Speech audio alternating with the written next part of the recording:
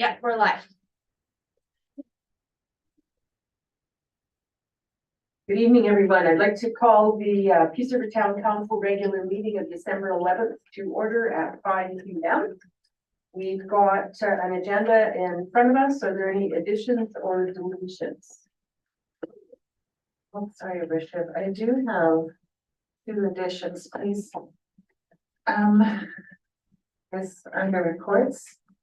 I would like to add a verbal update on the truck fill station.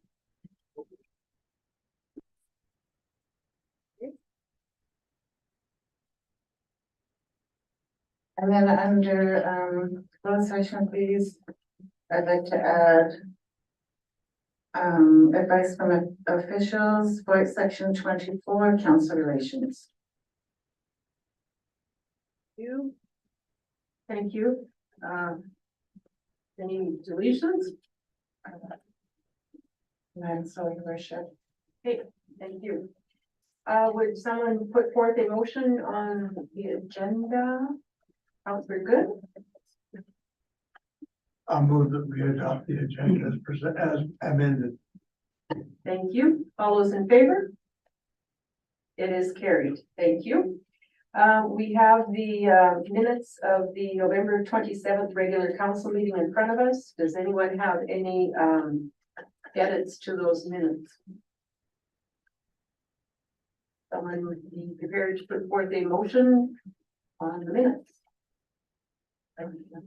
Deputy Mayor, your motion. Motion to accept the minutes as presented. Thank you. All those in favor?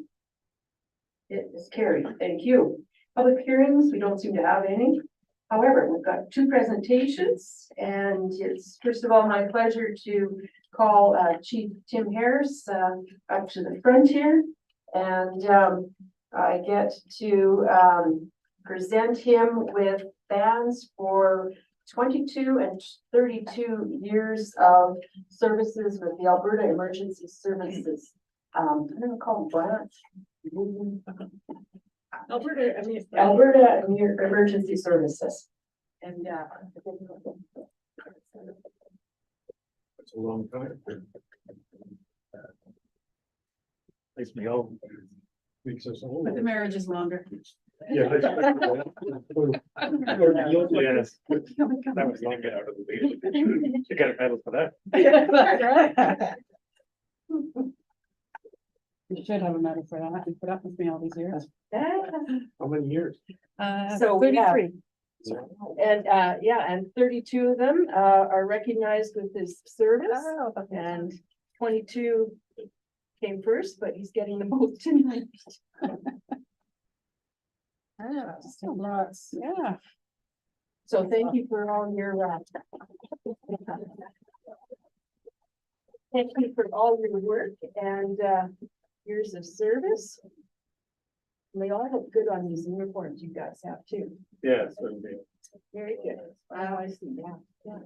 Well, thanks once again. Thank you. And I don't know if you're looking forward to 42. We'll see. Right? It was freshman. No. Oh, well, Was- who knows? The travel might come in ahead of time. Yeah. Good for you. Thank you. Well, thank you. And your wife Erin as well.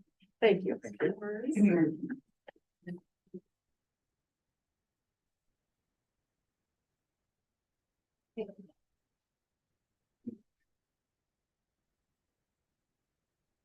That's okay.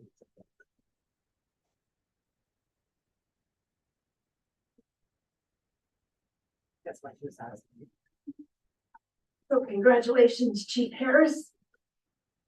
And thanks once again for all your work, certainly on behalf of the town of Peace River, and also to all emergency services, which I understand the bar represents all emergency services, not just the fire ones. So thank you again.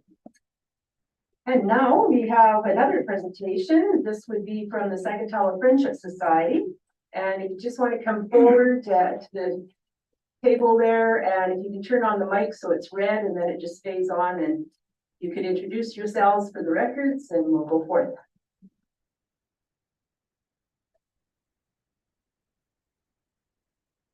We good? Yep. Okay. Hi, everyone. I'm Marissa Geltert, and I'm the Executive Director of Sagatawa. And my name is Maxine Elter. I am the Outreach Service Manager at Sagatawa. So tonight we're here to talk about the Mobile Outreach Unit. So this is a program that is funded by the town of Peace River and Northern Sunrise County.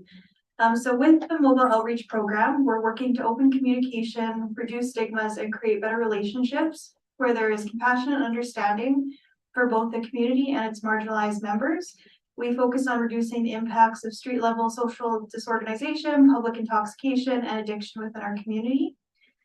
And we're also focused on reducing the crime and preventing the crime as well. And so with the program, we provide referrals to community agencies. We're working with business owners with concerns regarding the unhoused population, responding to the community regarding concerns, and providing outreach for clients. And that includes client appointments, regular check-ins. We're assisting with housing, income applications, basically any outreach services that are needed. Since inception, some 8 weeks ago, we have taken 85 calls for service. We've done 85 warm handoffs. That's returns to shelter, to other agencies, things like that. We've taken 317 outreach calls. Clients taken to, we believe in supporting our clients in NA, AA, CA, any of the support meetings that we can. We've taken 20 clients to meetings. We've canvassed 110 businesses. Response has been extraordinary. You want me to go through this? No, I don't think so. It's been amazing. And like I say, the response has been so second to none. I get calls on my personal cell, where they, Maxie, can you come and pick up this? And we do. That's no issue, no question. It's like I said, it's been extraordinary response. And that's pretty much an overview of what we've been doing. I don't know if there was any questions or if we have, that can be part of the presentation, not sure. So, your hours of service, what are they? So right now they're 1 p.m. to 9 p.m. Monday to Friday. And we have done a few Saturdays. It's just dependent on community events. The mobile outreach was in the parade, so we changed that day to Saturday to make it work better.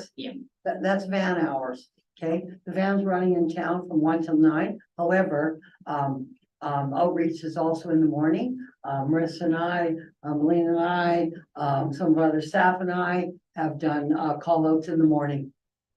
So whenever we're at the office at 8 a.m. We open at 8:30. So we've taken calls right till 1 o'clock till the mobile van arrives. Thank you. Okay, counselors, questions? Deputy Mayor? I have a couple. When you say call outs, that you take call outs in the morning, but before the mobile unit starts, with that, you said you and this person that, Yeah. but are call outs just taking the calls, or are they actioning something from the call? No, the action is they call, I go. Right on. Okay, my next one, you mentioned businesses, canvassing businesses, and that you had a good response. So can you just talk about that a little bit, like how, in what context you were canvassing and some of the comments you got? That sounds very positive. We went around when we first, when the vision was first coming to fruition. So we went to the businesses and said, this is what we're going to be doing. What service do you need? What's your issues? A good program is what the community wants, right? So you go and you ask what it is you need, what do you want from us? What can we do for you? And we heard, what we heard was pretty much what we believe is that people don't need to be arrested and don't need to be arrested for being cold, for being hungry, for being and so that was and that's what I heard was they didn't want to call the police, but they were afraid these people were going to freeze to death in their foyer. And so, and they didn't want to, they didn't want when somebody just wouldn't leave, that was loitering in their store. They didn't want to call the police, because it wasn't criminal, it was just, they just felt bad for them. And they didn't want to put them out in the cold. And I said, well, we're here. So, you don't have to do that. You don't have to, they were so thrilled by that, very compassionate business owners we have in this town. I was, I hadn't, a lot of the businesses I don't access, it's someplace I don't go all the time, so it was really nice to see that we're more the same than we are different, it was very nice to see that. And I know, and the police are really, liking the partnership, also. And, they'll say, your house or mine? Well, mine's fine. They need to sleep. They don't need an arrest, right? So, and I say, yeah, bring them to my house. And so it's, like I say, those relationships are really, becoming more and more, they're stronger, there's more communication, which I think was a huge issue. But I like the fact that they didn't, they're kind and they're caring and they just want to help and they just didn't know how. And now this outreach gives them that purpose, right? So pretty happy about that. So, thank you. Any other questions? Councilor Boychuk? Can you guys, tell us how many, people from the correctional center that you guys helped get out of the community through the outreach? I would have to get back to you on the exact numbers, but we do keep track of when people are released from PRCC, we do keep those stats, so that is a number I can get back to you on. I don't have a concrete And what's the biggest challenge you guys are facing right now? money. Funding, not sustainable funding. Have you guys applied for any grants through the government of Alberta at all yet? So for the mobile outreach, we haven't applied for any yet. There haven't been any new ones available yet. But as soon as there are some, we will be applying, and we are working with different levels of government to try to get more sustainable funding for both the mobile outreach and the shelter. So with respect to funding, the mobile outreach has funding till Until March 31st. the sort of provincial government calendar year type stuff. Right? Yeah, absolutely. Great. What is the furthest that you would have gone to, I don't know, pick up somebody in the van? Is it just downtown Peace? I shouldn't say just, but is it downtown Peace River or how far beyond, I guess? So the farthest we've gone to date is McLennan. And we had a client that regulars are sheltered here and he ended up in McLennan, so we were able to transport him back here. This is his home community, so that's the furthest we've gone. But as far as the actual outreach, most of our work is done in Peace River in downtown. And would there be occasions where somebody's in downtown Peace River and needs to go to Manning? Would you facilitate them traveling there, or We would. is that beyond your? So we would do that if there was a plan in place. For us, we can't transport clients around just to be homeless in another community, especially when there's no shelters available. So it's really dependent on the situation. And it's dependent on each client, so I can't give a yes or no exactly, but it's really dependent on the client and what the plan is. Yeah. Thanks. Councillor Scanlon? You guys been, like we hear from the hospital a lot that they end up having people in, they need transport away. Do you get a lot of calls to transport from there to and fro?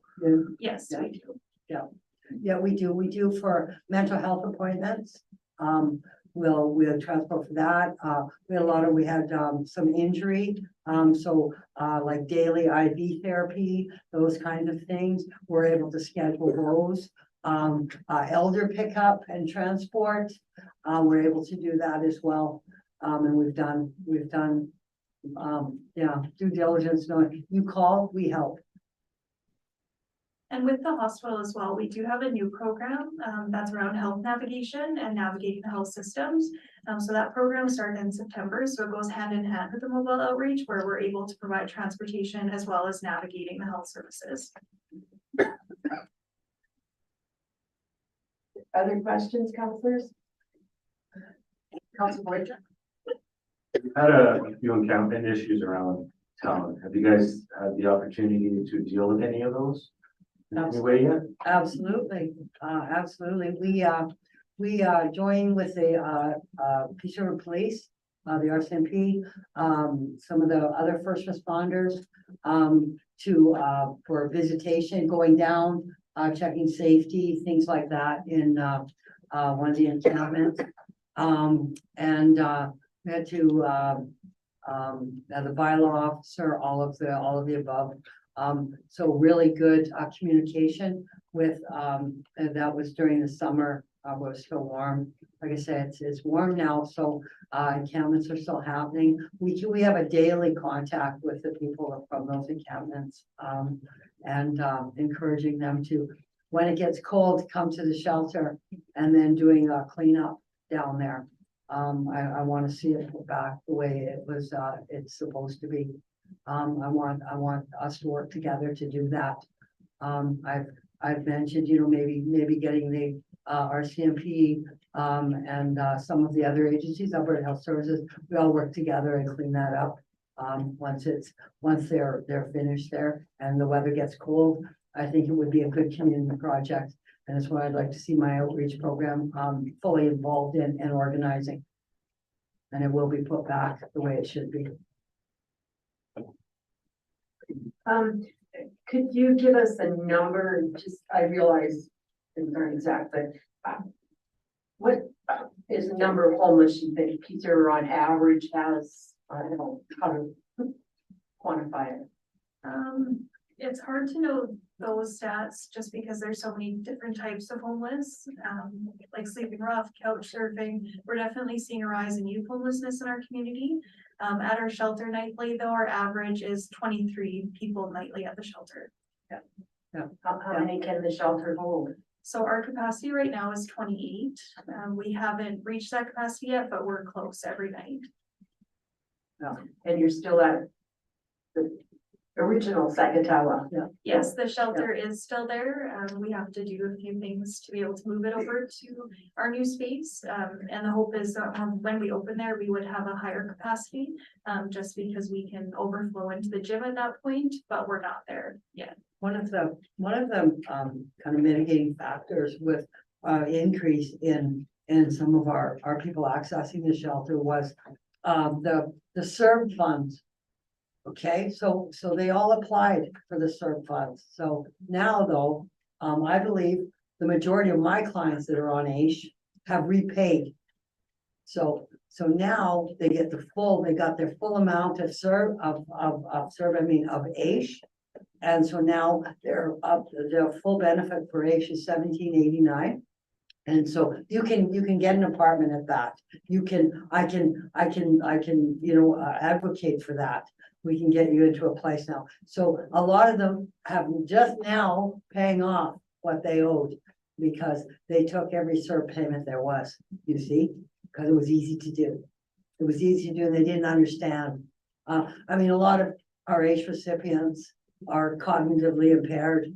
And so there was no big questionnaire. There was no personal interview. There's none of those things because if you looked in their eyes, you would see they were cognitively impaired. And so they got the maximum. So now they're getting the maximum punishment.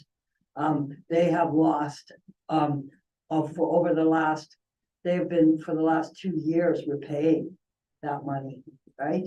So, but I'm pleased to say that any of my clients that are on AISH we will be actively looking for housing for them. So that's just kind of one of the unique you know, situations that we found kind of shook loose from a lot of you know, the COVID.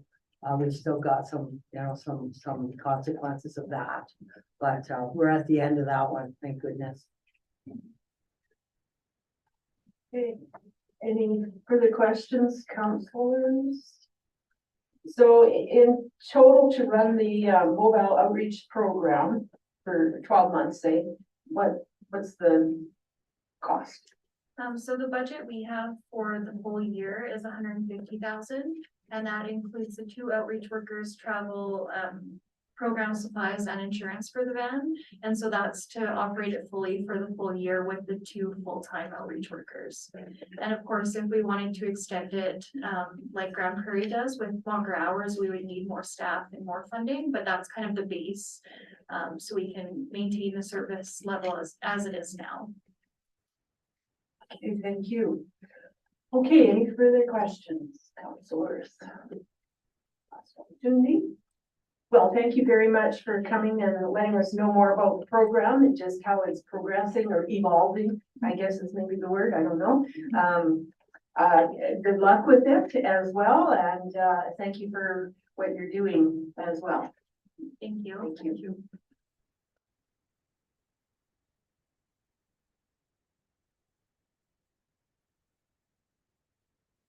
Okay, now we'll proceed with our bylaws section. And the first one is bylaw number 2143, the utility rate bylaw for 2024, and amending bylaw 2143 or 44, pardon me, with Mr. Bugford.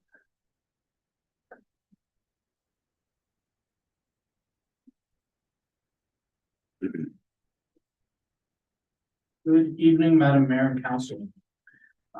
And before you this evening, request for a decision for bylaws 2143 and 2144 for second and third reading.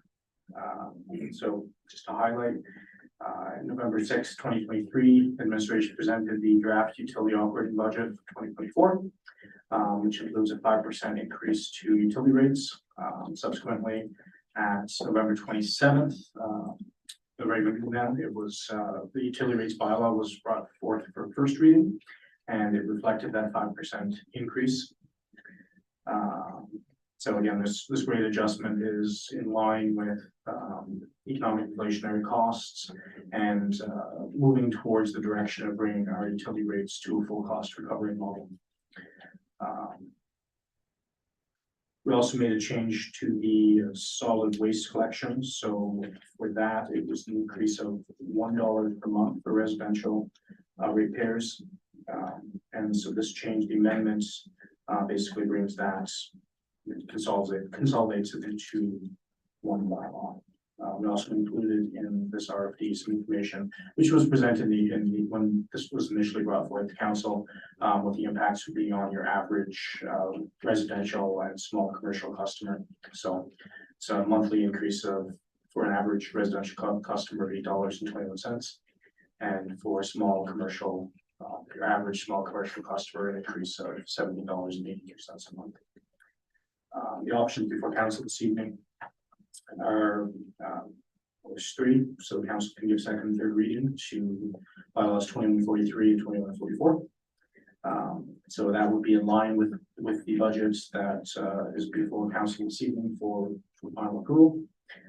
Disadvantages, of course, it's an increase to our utility customers. The financial implication is it's in line with our budget. Option 2 would be to give second and third reading to bylaws 2143 with an amended percentage rate. So again, if it's less than 5%, then that would have an impact on our budget. But it would of course reduce some of the cost for our customers. And option 3 would be to decline to provide second and third reading to bylaws 2143 and 2144. That would keep rates where they're at in the current bylaw. But it would not be in line with what's proposed in the budget, and it would result in us being underfunded. So the recommendation from administration is council give second and third readings to utility rates 2024 bylaw number 2143 and amendment bylaw number 2144 as presented. Thank you. Thank you. The solid waste, it's also in the philosophy of being self revenue and whatever, like revenue neutral. No. Is it pay for itself? So generally, so Okay, if we go back to the 2023 budget, when it was put in place, that included a $6 increase. So as part of that $6, $3 was to go to pay for the cost for the yard waste bins. When I said $6 per month for residential customers. So half of that went to basically cover the cost of that yard bin program. The other half was intended to be held as reserves. And that is, again, it gives administration and council some bit of flexibility in the future if there's unexpected costs that get passed on from the Peace Regional waste. Because that was, when that happened previously, it was $29 a month per customer for 6 months. So it would give us the ability to potentially smooth any future impacts associated with that. It also allows for flexibility in terms of, at some point we wanted to entertain other options. okay, thank you. Councilors, any questions at this point? Okay, then we've got, possibility of, second reading, first of all, on, utility rate bylaw 2143. Would someone be prepared to move us forward? Councilor Good? I'll move second reading of the utility rate, 2024 bylaw number 2143 and amendment bylaw 2144. I think it'd be better if we kept it separate. So if you stop at 2143? Sure, Okay. okay. Yeah, I understand. Okay, so Councillor Good is moved that we give second reading to bylaw 2143, the utility rate bylaw for 2024. Any further discussion? All those in favor? It is passed. Would someone be prepared to put forth the third reading? I'll move to that. Council give third reading to bylaw 2143. Any further discussion? All those in favor? It is carried. Thank you. And now on to bylaw 2144.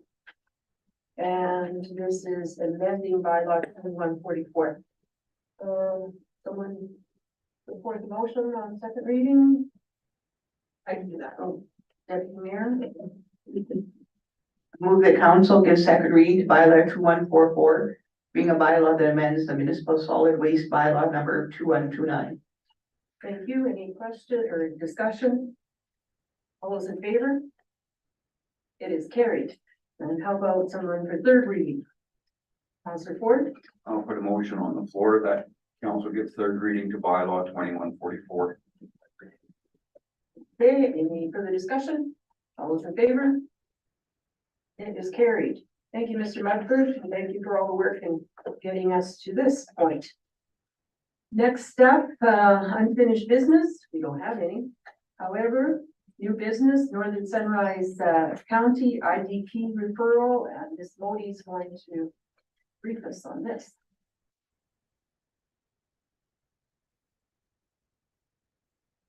Good evening, everyone. So yes, I've brought a request for decision before council regarding a referral from Northern Sunrise County. We have received the referral. They are making changes to their Sunrise Gateway Business Park Area Structure Plan, all statutory plans that are within the IDP areas of our IDP come before council for your information and decision. In this case,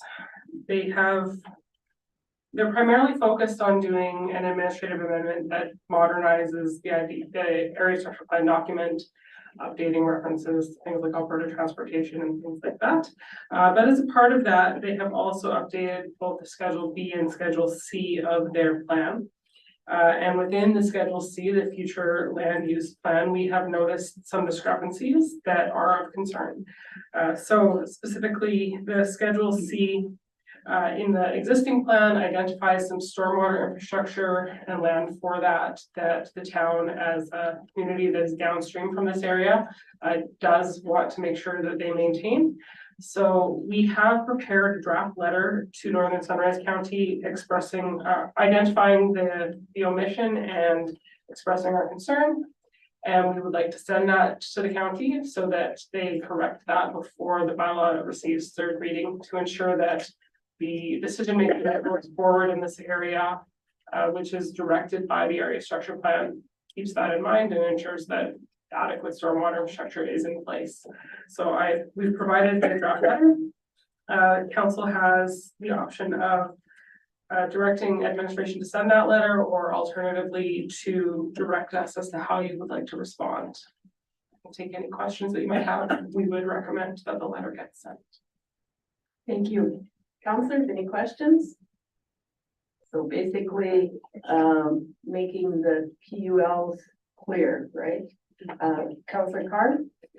Will this include that proposed dam? Is that any part of this for Pat's Creek or no? That is not within the within the area structure plan area, so it's, yeah, not.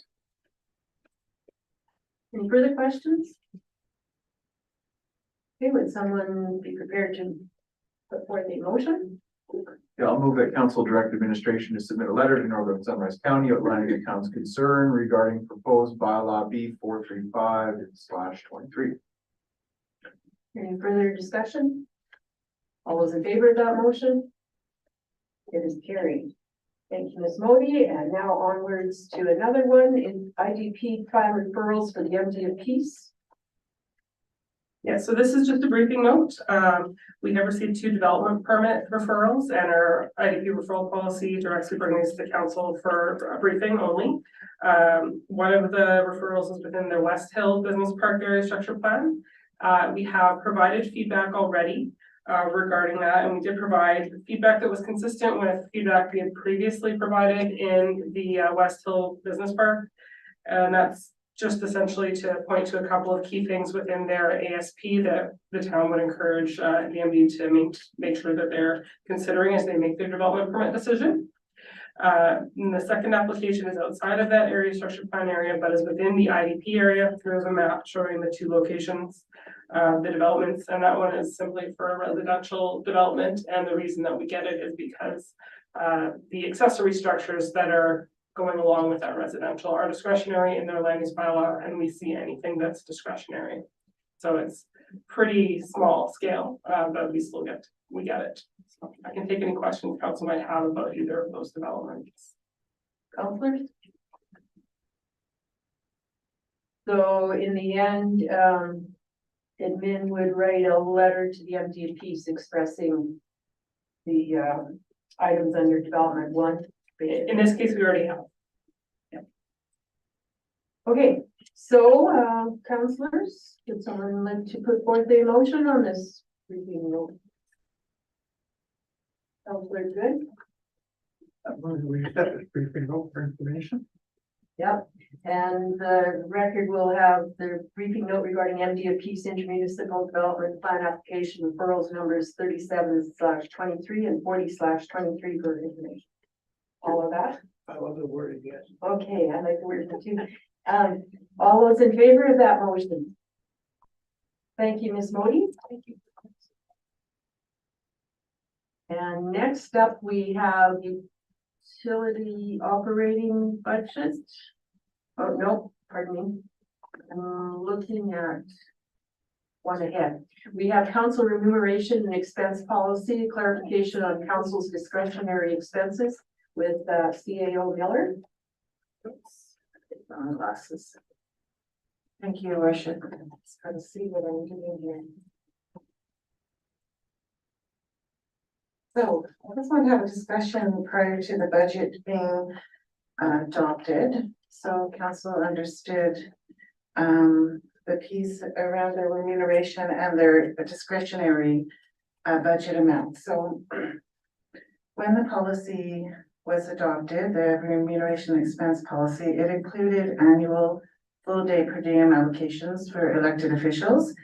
And those allocations were in part for those items that are listed there, being AM conference, operating capital budget workshops, strategic and business planning sessions. And then the remaining per diem days were for discretionary use for your individual use.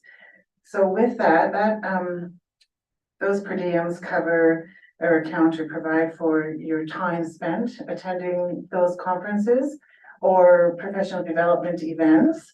But you also need a budget to be able to fund going to support the professional development that you choose. So what we did, so in there it says to fund discretionary professional development costs, Article 6.1 of the policy states at the start of each term and annually thereafter, the mayor and each councillor will be allocated a professional development budget for additional expenditures deemed eligible for reimbursement. And with this being the first budget, we just want to have a little talk about what we allocated and how we allocated those amounts to council. So the 2024 tax supported budget includes $77,820 for travel and registration expense for members of council. That is compared to 2023, which was $60,800. The budget was increased in part because of, costs over inflation, but also we knew that this year we would have a full and active complement in council. So what we did is we took the budget and we parsed out the monies that would be required for all members of council to attend AM conference. We parceled out the money for the mayor to attend all the annual events that the mayor has typically and routinely attended. So that's RM Leaders Caucus, Growing the North. And then we parsed out funds for the mayor and 3 councillors to attend FCM, and that's per the conference, per the policy. So then after that, we took what money was left, which was $31,500, and we just divided it equally amongst all members of council, which resulted in an individual discretionary budget for travel and registration costs of $4,500. And looking at that $4,500, we felt it would cover 2 conferences out of town. So it would be 1 major conference and 1, I would call major being City of Edmonton or Calgary, and 1 minor, like Grand Prairie or something of a similar nature. And so at the end of the day, this budget reflects all of council going to AM, all of council having $4,500, the mayor attending all of the typical routinely attended events, and 3 councillors and the mayor to attend FCM. The policy as it's written, because some councillors like to attend other maybe more national conferences that cost a bit more, the policy enables council to carry forward their discretionary expense budget 1 year to allow to be able to attend a bigger conference in the subsequent year. Okay. So that's the budget as it's been built, and council so decides that the $77,800 is not sufficient for 2024. We would need to make an amendment to the budget before council were to adopt it, or similarly, if council felt that $77,820 was too generous, and $4,500 wanted to reduce that amount again, we would like to, it would need an adjustment prior to the budget being adopted. Thank you. Any more questions? So essentially, if somebody thinks they might have a bigger conference in, I don't know, Regina, and it happens every year, they might have to think to themselves, okay, I might not go this year, I better save some money because the costs will be more and go next year. That kind of thing is built in. I would suspect even the $4,500 would probably give you 1 major. You could probably go down to say the Halifax. It depends on the registration. So you'd probably either do 1 conference only, or yes, save your money and do it every other year. And the registration is included within those, Yes. that $4,500. So in my past experience, for example, FCM is usually quite costly, and it alternates east to west. And some councillors would like to attend FCM every year, and since our policy only provides for it every other year or twice in your term, then you may choose to save half of your discretionary budget and put it towards the year. Then you'd always have funds to be able to attend every year, for example, if you want to attend FCM. If that makes sense. Yeah, I think so. Counselors, any questions? So there's, the budget, for 2024, the tax supported part of things is $77,820. That it includes, as the CAO, indicated, various conferences with the expectation that the 8 days up front are, things that all counselors would attend, probably. Okay, if there's no question, then would someone perhaps put forward a resolution? Councillor Good? Move the council accept a briefing note regarding council's discretionary budget for information. Thank you. Last time for discussion. All those in favor? It is carried. Thank you, CEO Miller. Okay, Mr. Mumford is carrying on here now with the approval of the proposed 2024 operating utility budget. Now.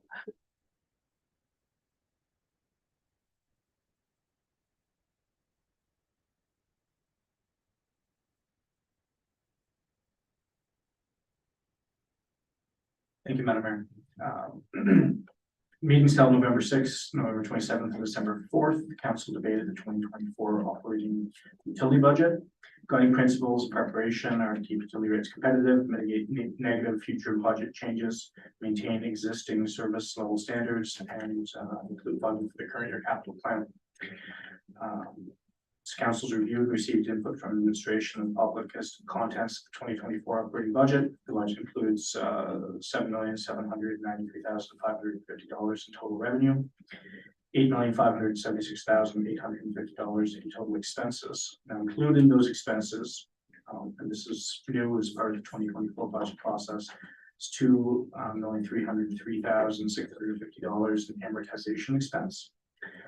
We also show as an expense item, $1,086,900, which relates to the repayment of long-term debt. So as I've stated in the past, that is a non-GAAP expense. You can see that as an expense item on our audited year-end financial statements.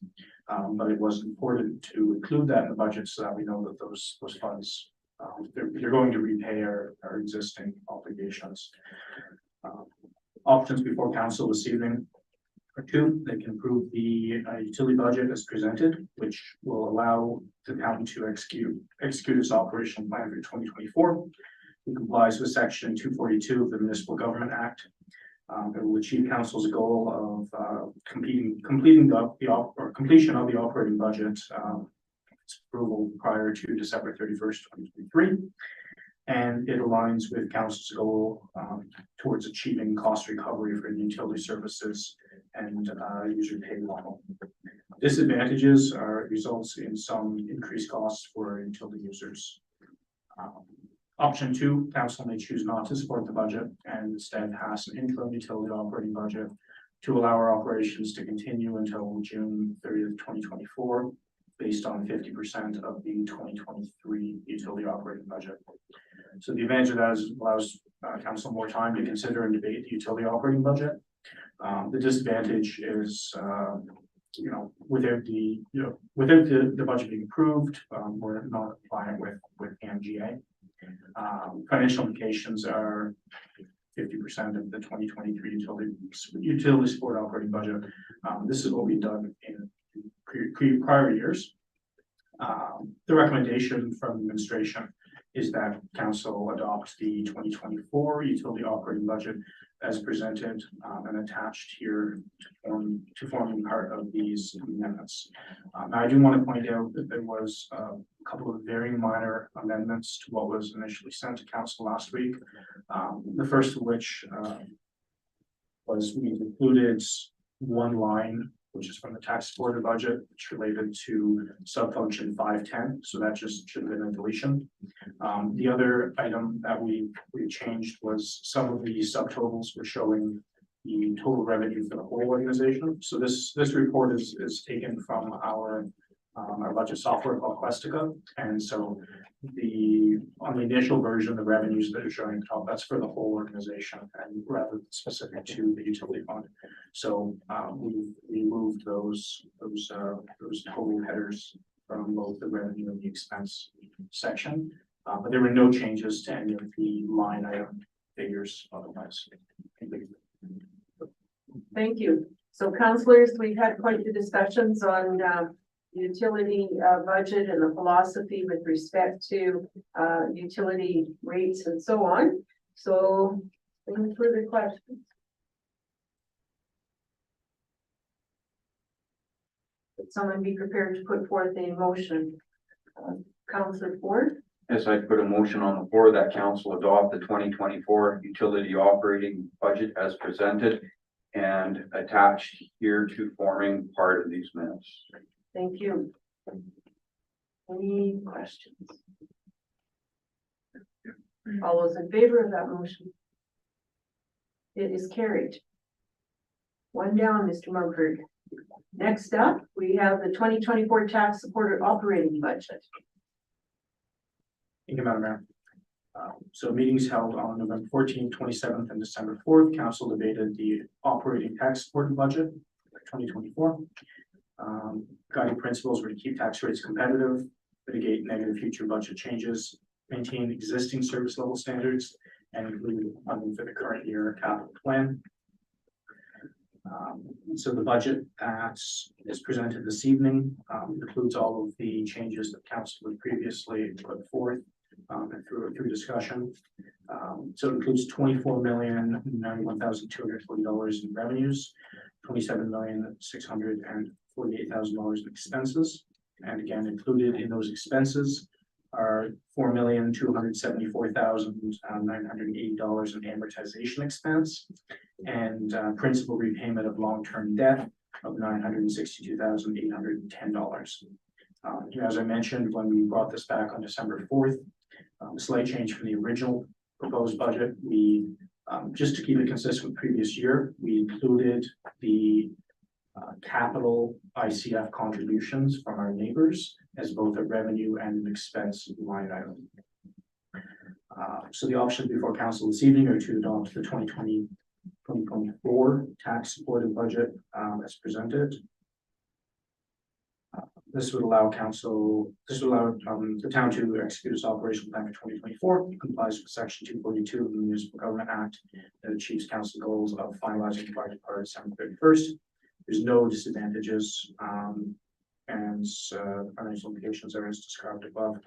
Option 2, the council may choose to adjust the budget provisions and adopt the 2024 tax supported budget as amended. So that allows that would allow us to execute our operational plan, comply with the FGA. And again, its disadvantages are potentially it's dependent on the adjustments council puts forth. And option 3 is to adopt the budget, or sorry, not to adopt the budget rather, and instead pass an interim operating budget to allow us to continue until June 30th, 2024, based on 50% of the 2023 operating budget. So again, that would allow council more time to debate and discuss into the new year. But again, at some point we need to have an operating budget approved by council to be compliant with the NGA. So the recommendation from administration of that council adopt the 2024 operating tax supported budget as presented and attached here to forming part of these minutes. And again, there were some minor revisions to what was initially sent to council last week. We added some bolding for emphasis, and there was one section that a couple of the line items had inadvertently been hidden. So they've been added back in just as part of the filtering process. But again, no change to the overall figures since it was last presented to council. Thank you.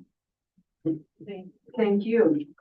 Councillors, questions? Again, we debated this one quite extensively.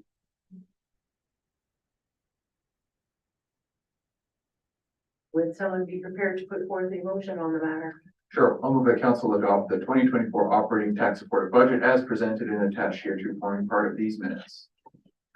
Thank you. Any further discussion, question? Okay, all those in favor of the motion? It is passed. Thank you, Mr. Bradford. And onwards to the 3-year operating plan.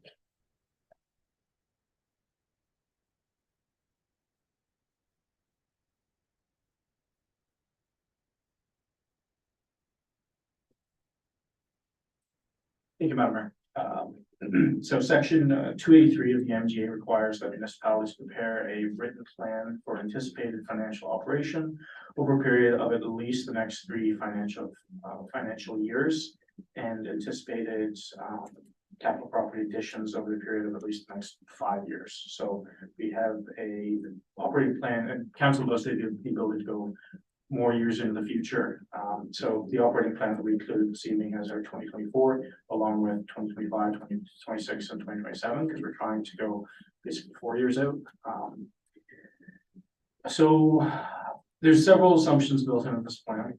I'll go through them. The municipal requisition and utility revenues both have small annual increases, inflationary. So between 2 to 3% is what we've included as part of this plan. There's no material changes to service levels, so we're going based on what our 2024 service level is. And it's assuming that that's going to stay the same over the duration of this plan. And many of the expenses are recorded based on our 2024 budget figures, and that's without any inflationary scaling. So, you know, in some instances, we know that there's going to be inflationary cost increases if they're built into contracts. But generally speaking, as a practice, we don't build in just baseline increases on our expense side, unless we have a more concrete reason to assume that that's going to be the case. It's really difficult to anticipate right now what inflation will be in the future. We had a couple of years of higher than historic inflation, and it seems like the trend is going the other way. It may overcorrect. We may get to a point where we're in a deflationary environment. So that is just, again, for clarity, that's one of the assumptions that's built in. Now, we have no wage increases in the budget beyond 2024, and that will, in all likelihood, understate our future salary expenses, because on average, those things do tend to increase over time for inflationary reasons. But there's no changes to staffing levels or anything of that effect built into the budget beyond 2024. Another item that will potentially lead to an understatement of expenses is amortization. So whenever we spend money on capital, once that capital is put into service, we start recording an amortization expense associated with that asset. So what we haven't included in the budget is future capital additions impact on amortization expense. If you look at the amortization expense year over year, it's decreasing as part of this operating plan. But in reality, we will be spending funds on capital replacement. Those new expenditures rather, will be getting amortized. And so in all likelihood, we're going to see our amortization expense stay the same or potentially even go up depending on how soon we're spending those funds and what we're spending those funds on. Another thing that's in our 2024 approved budget, we have several items that they're one-time operational type expenses. If you know that you have a maintenance item that you might only have to do every few years, those are included in our 2024 budget, but we haven't fully identified all of those items going out into 2025, 2026, and so on. As part of our practice going forward, we want to build a better budget.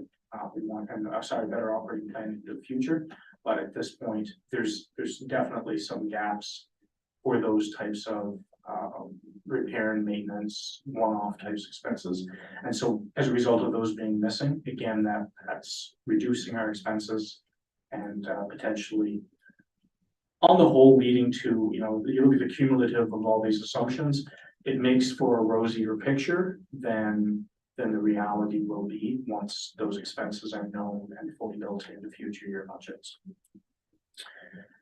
So administration intends to bring the 2025 through 2028 operating plan to council. I put in the spring. We'll see how it goes, but certainly we want to bring it before council before we start in our 2025 budget process. So we want to bring it earlier in the year because it's really a good opportunity to have a detailed discussion on service levels and things like that, because you're looking, multiple years into the future with this operating plan. So the intention is to bring it a more robust document forward next year, much earlier in the year for discussion and consideration. But as we are required to pass an operating plan, the options before council this evening are to approve or decline the operating plan as presented. So the advantage to approving, of course, is that it ensures you're compliant with the Municipal Government Act. If we decline it or not. So the recommendation of council or from administration is that council approve the 2024 through 2027 operating plan as presented and attached here to forming part of these minutes. Again, I do want to draw emphasis. 2024 has been now approved, but everything beyond that it's an operating plan. So by approving this document, you're not committing this council or any future councils to any of those expenditures. Thank you. So it just kind of gives us a grand plan as to where the aim is. Like for 3 years out. Okay, so any questions of Mr. Mumford at this point? Councillor Boychuk? How come in 2027 is the cheapest year out of all? And each year they go down in expense. Yeah, so that's kind of accumulation of all of those items that I raised as the assumption. So the amortization expense, if you look at that year over year, it's decreasing. When in reality, we will continue to expend funds on capital replacement. And as soon as those assets go in service, it'll be getting amortized. So that will cause that expense item to come back up. Pardon? No wages. Yeah, there's no wage increases, things like that are currently built into the budget, but we again reasonably anticipate that there will be some type of increases. We just don't know what they are at this point. I see often utilities have taken a considerable drop in 2027. Is there something coming in? The expenditure side. Yeah.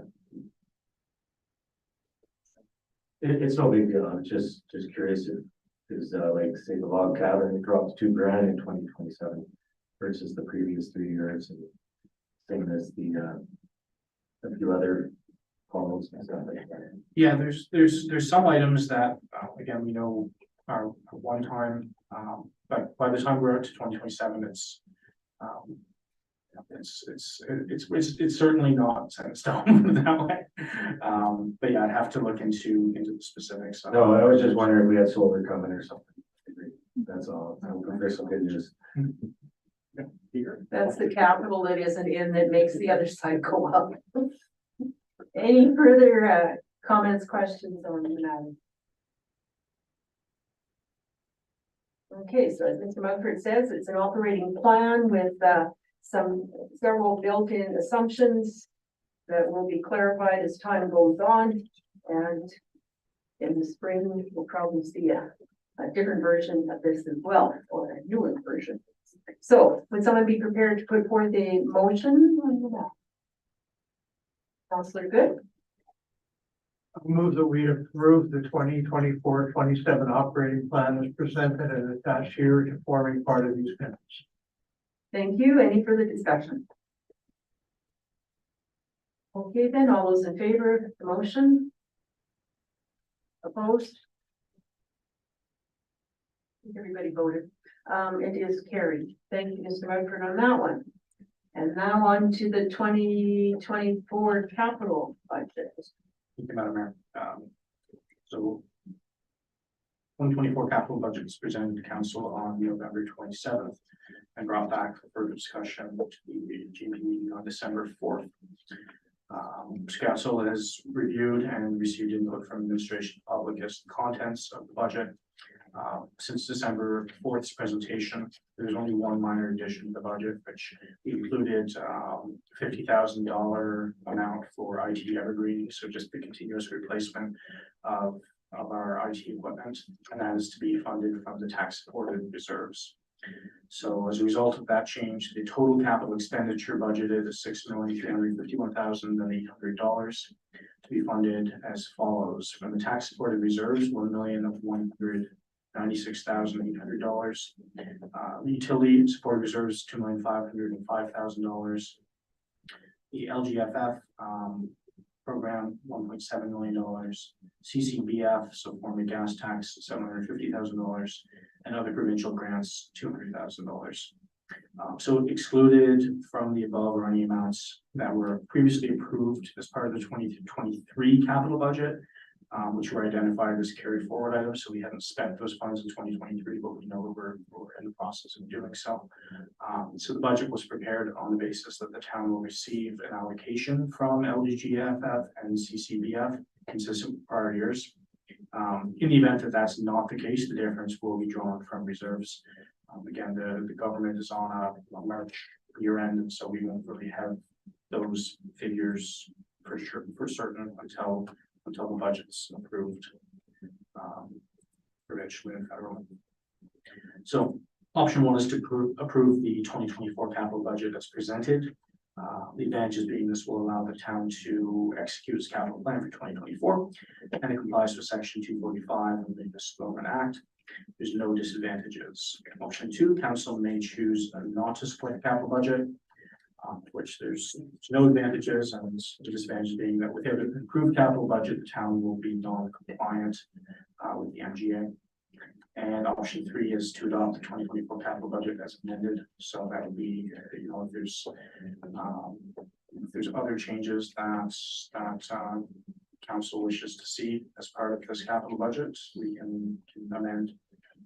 So again, the disadvantage being, we may adoption of the budget amended may defer some items. And again, there's risk of decreased operational efficiencies. And again, the financial impact of that, it varies depending on what amendments are made. So you can choose to increase or decrease expenditures, which would result in respective increases or reductions in the reserves or grant funding available for future use. So the recommendation from administration is that council adopt the 2024 budget as presented, attached here to forming part of these minutes. Thank you. Any discussion right now? Someone like to put forth a motion on this matter? Deputy Mayor? I move that council adopts the 2024 capital budget as presented and attached here to forming part of these minutes. Thank you. Any further discussion? All those in favor? It is carried. Thank you, Mr. Mudford. Now the 5-year capital plan.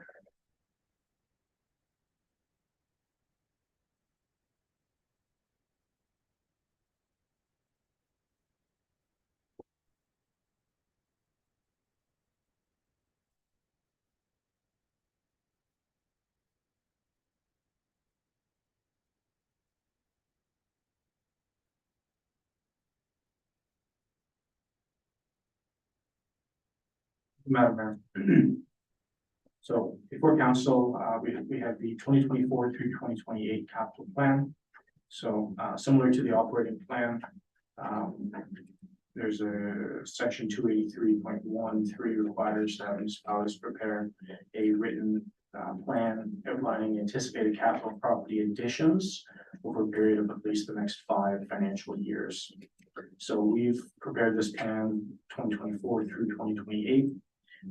It also includes items that were funded in 2023 and carried forward.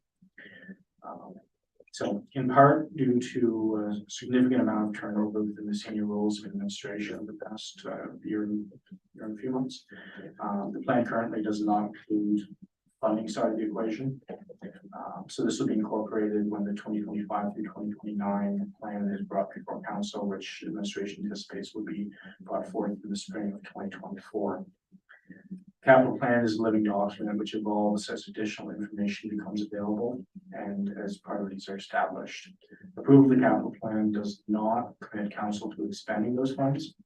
So council's only committed funds for what's included as part of the 2024 budget. Capital plan's purpose is to identify future capital items and assist in informed discussion on how these projects will be funded. So option one is to approve the 2024 capital plan. So it complies with section 283(1) of the MGA and provides additional feedback to administration for capital planning purposes. And there's no financial implications, as I said, it doesn't bind council into expending those funds. Option two, council may choose to not support the capital plan, and the disadvantage, of course, is that it doesn't comply with 283(1) of the MGA. Option three would be to adopt the 2024 to 2028 capital plan with amendments. So again, this would be if there's items identified by council that they'd like added or removed as necessary. So the recommendation is that council adopt the 2024 to 28 capital plan as presented. And if I move on to, again, I'm not sure, Madam Mayor, if you'd like to, for me to spend some time going through the list, or if you just want this information, council's had a chance to review it. If there's specific projects that they would like to ask questions about, I can refer that to the appropriate director. Okay, so councilors, you have had a chance to look at the list, realizing that this list is 5 years into the future, and things may change between now and the spring when we get the next version brought forward with a little more detail, as Mr. Mugford said, in terms of funding and, well, just more updates, really. So do you have any specific questions you'd like to ask at this point in time? There will be opportunity in the spring to dig deeper, shall we say. Councillor Boychuk? I just got a quick one, not too hard. In 2027, I see you're gonna put a portable washroom trailer. Where is that kind of coming from, and what would that be? Oh, that's me. I was like, I don't remember. You put that in there. It's a proposal. Some of these, actually, I'd like to preface that each one of these items has not been, council may not have seen quite a number of them previously, so it's a proposal to purchase a already prefabricated mobile washroom unit. It's related to a project down at 12 Davis Events Park where we were looking at installing permanent washrooms, which is still on the list but not funded. So it's another option for consideration, hence 2027, 28, maybe 29 In the future, yeah. Other councilors, Councillor Good and then Councillor Carr. This is just sort of to clarify, none of this commits you to anything, it's just puts it there, puts kind of a planning document, more of a placeholder, am I correct on that? Correct, yeah. And just to, I guess, to expound on that a little bit, like within, say, the fire department as an example, our schedule there actually, like our plan actually goes at 15 years. So, you know, depending on the length of the asset, you'll quite often have a plan that will, you know, the more advanced organizations have plans that go as far as their longest living asset. It's very common for utilities, as an example, to have like 75-year capital replacement plans. You get to a point where you're really taking a shot at what that future cost is going to be, but sometimes it's just the exercise of knowing that it's on there, right? So you can start to have it on your radar. Councillor Carr. My question is regarding the fire hydrant replacement. It's scheduled for 2028 for $150,000. Are we not planning to do any before that? Councilor Carr, there is an amount in 2026, 2027, I believe 2025 as well. Just picking up on the $150,000 a year that has been. historically allocated to hydrants. I just did include it in the 2024 budget to give us a little bit of time for Public Works to come up with a plan. Okay. And can I just add? I'm sorry, I didn't see that part, but, my concern, and I hate to keep flogging the fire hydrants, but the fire department has indicated that they need them up and running for this $1.5 million fire truck we just purchased too, so I just wanted to add that in. Thank you. I'm sure the internal discussions that will be brought forth in briefing notes will add to that. There was a question over here. Yeah. Council or Deputy Mayor Shannon. I'm just wondering on what the beautification is. Is that downtown beautification for 100,000? But whatever, I thought that might be trails, but that's a. Your worship, that's a number I asked to put in. I don't know yet until we get the downtown vitalization report or study done, but I wanted to have some money in there to be able to do something.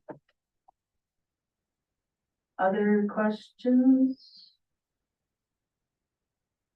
Okay, so, to satisfy MGA requirements, etc., we should put forth a motion on this. Who would like to do that? Move that council adopt the 2024 through 28 capital plan as presented and attached, hereto forming part of these minutes. Thank you, Councillor Scammahorn. All those in favor? Did everybody vote? Yep. Okay, then it is carried. Thank you, and thank you, Mr. Mugford, for all those plans. And you're still talking now about the organizational chart. Thank you, Madam Mayor. So at the regular meeting council on November 27th, administration presented a revised version of the org structure, along with several proposed changes and additions. Council approved the proposed positional changes and additions, and as such, the organization structure has been brought before council for adoption. In 2021, the town underwent an organizational review. Several changes were recommended as part of the report that was received in 2022. Prior to and during the 2024 budget process, administration presented several requests for changes to the organizational structure positions. So many of these positions were either modifications of existing roles or upgrades to existing positions, or creation of full-time positions which were previously filled by temporary or casual staff. So these positions included the Director of Protective Services, Manager of Parks and Recreation, Public Works Laborer, Pool, Lifeguard 1, Parks Lead Hand, and Economic Development Officer. All positions were approved and are now reflected in the revised organizational structure.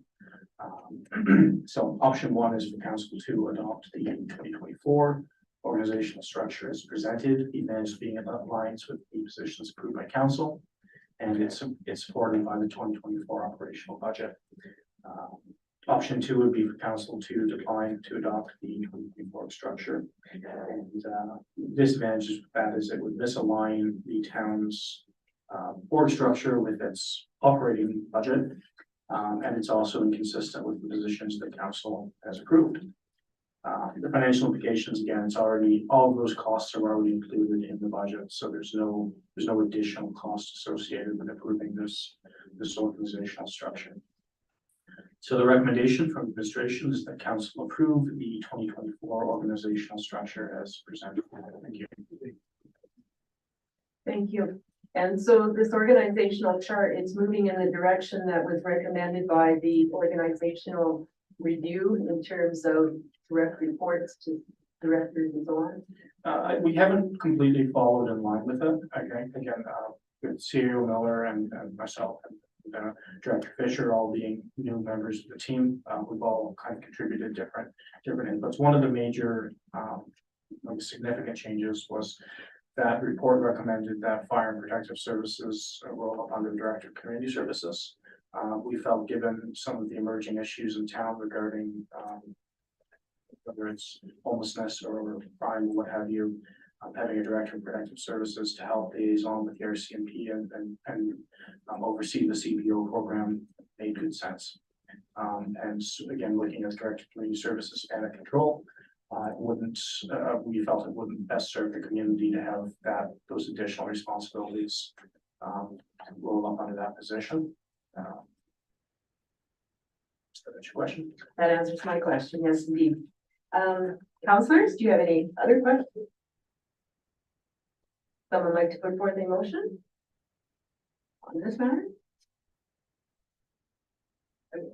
Deputy Mayor? I'll jump at once. I move that council adopted 2024 organizational structure as presented. Thank you. Any other questions? All those in favor of the motion?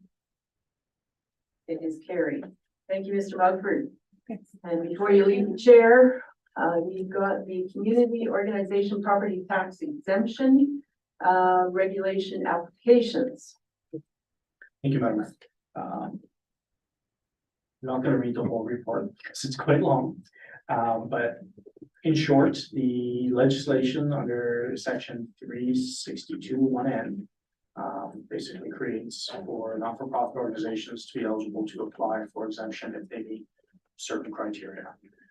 That we, over the past 3 years, have basically gotten all of our organizations to come up for renewal this year. And so this council has the option to renew up to 3 years in the future if it so chooses.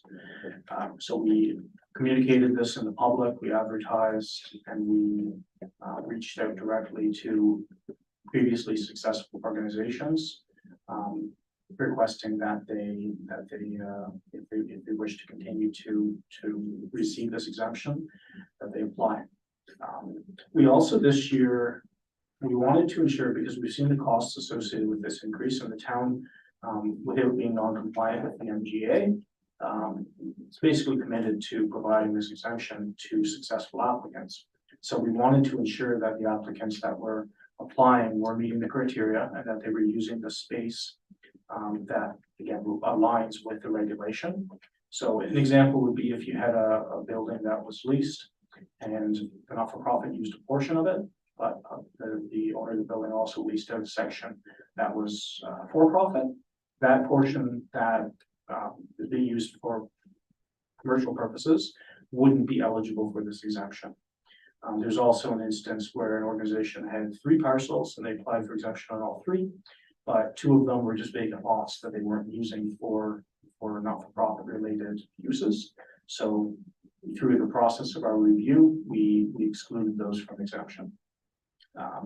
So we also, we as a requirement to this, we had the applicant related to the applying on behalf of the not-for-profit group, basically affirm that their property was being used in compliance with those regulations, which again is an additional step. And we were quite strict in that applicants needed to provide all of the associated documentation to support their applications. So given that, for many of these groups, the recommendation from the administration is that council approve the list for the next 3 years. We wanted to ensure that we did a very thorough job in vetting these groups to make sure that they were eligible. As a result of that, we have a listing included in this report of the groups, the properties that we recommended exemption for. So the total amount of that is $206,000, $206,479 rather. We also identified a couple of properties from groups that we recommended for exclusion. And they include the reasons for why we recommended they be excluded. So the options before council are to decline the grants, basically to decline the grant to provide tax exemption. So that would increase our revenue, but it wouldn't be compliant with the MGA and the COPTR legislation, and it doesn't support our local not-for-profits. Option 2 would be that council grant property tax exemptions for just a 1 year for the list that was recommended by administration. And the disadvantage of that is that they'd have to reapply in September of next year. and submit all their documentation again. And it is a time consuming process for the not-for-profit groups to pull all of that information together, so we consider that a disadvantage both for the not-for-profit group, and also it consumes a significant amount of administration's time reviewing these documents. So the recommendation is option 3, which is that council grant the property tax exemption for 2024, 2025, and 2026 for the list of organizations and parcels included here. Again, it supports our community not-for-profit groups for multiple years, allows them to budget and plan accordingly, reduces the workload on town staff. And we've timed this so that when any new councillors elected in October 2025, they won't have to navigate that until the next year. Because, you know, otherwise it can be a lot to take on very early in your term if you're a new councillor. So that is our recommendation, that council provide tax exemption for the 3 years for the list attached. Thank you. Could I just clarify if we accept the recommendation, this was worth essentially, say, 230. So it's $206,000. 206. Yeah, 206, 479. That is what the exemption would be for this year. If that will change in future years based on the assessed values of those properties. Also, their other organizations and groups would still be eligible to apply if they so chose in future years. It doesn't exclude anyone from being able to apply during those years. It just means that this group will all come to at the same time. And we'd likely engage in the same practice if you had an applicant that applied in 2025, we would still have them come up for renewal with this group. Great. Okay, questions, anyone? Councilor Boychuk. Now, each one of these organizations owns the property in Peace River, or how does that work? Because No, they can either own it or lease it. so if I own a strip mall and I'm leasing out one building there, how are they getting a tax break? So they, again, it's based on square footage of the property. So if 10% of that building was being used for not-for-profit purposes, and they would get basically 10% of that assessed value as a exemption. From off their lease? Well, presumably that's how that would work. Yeah, it would be negotiated into their lease.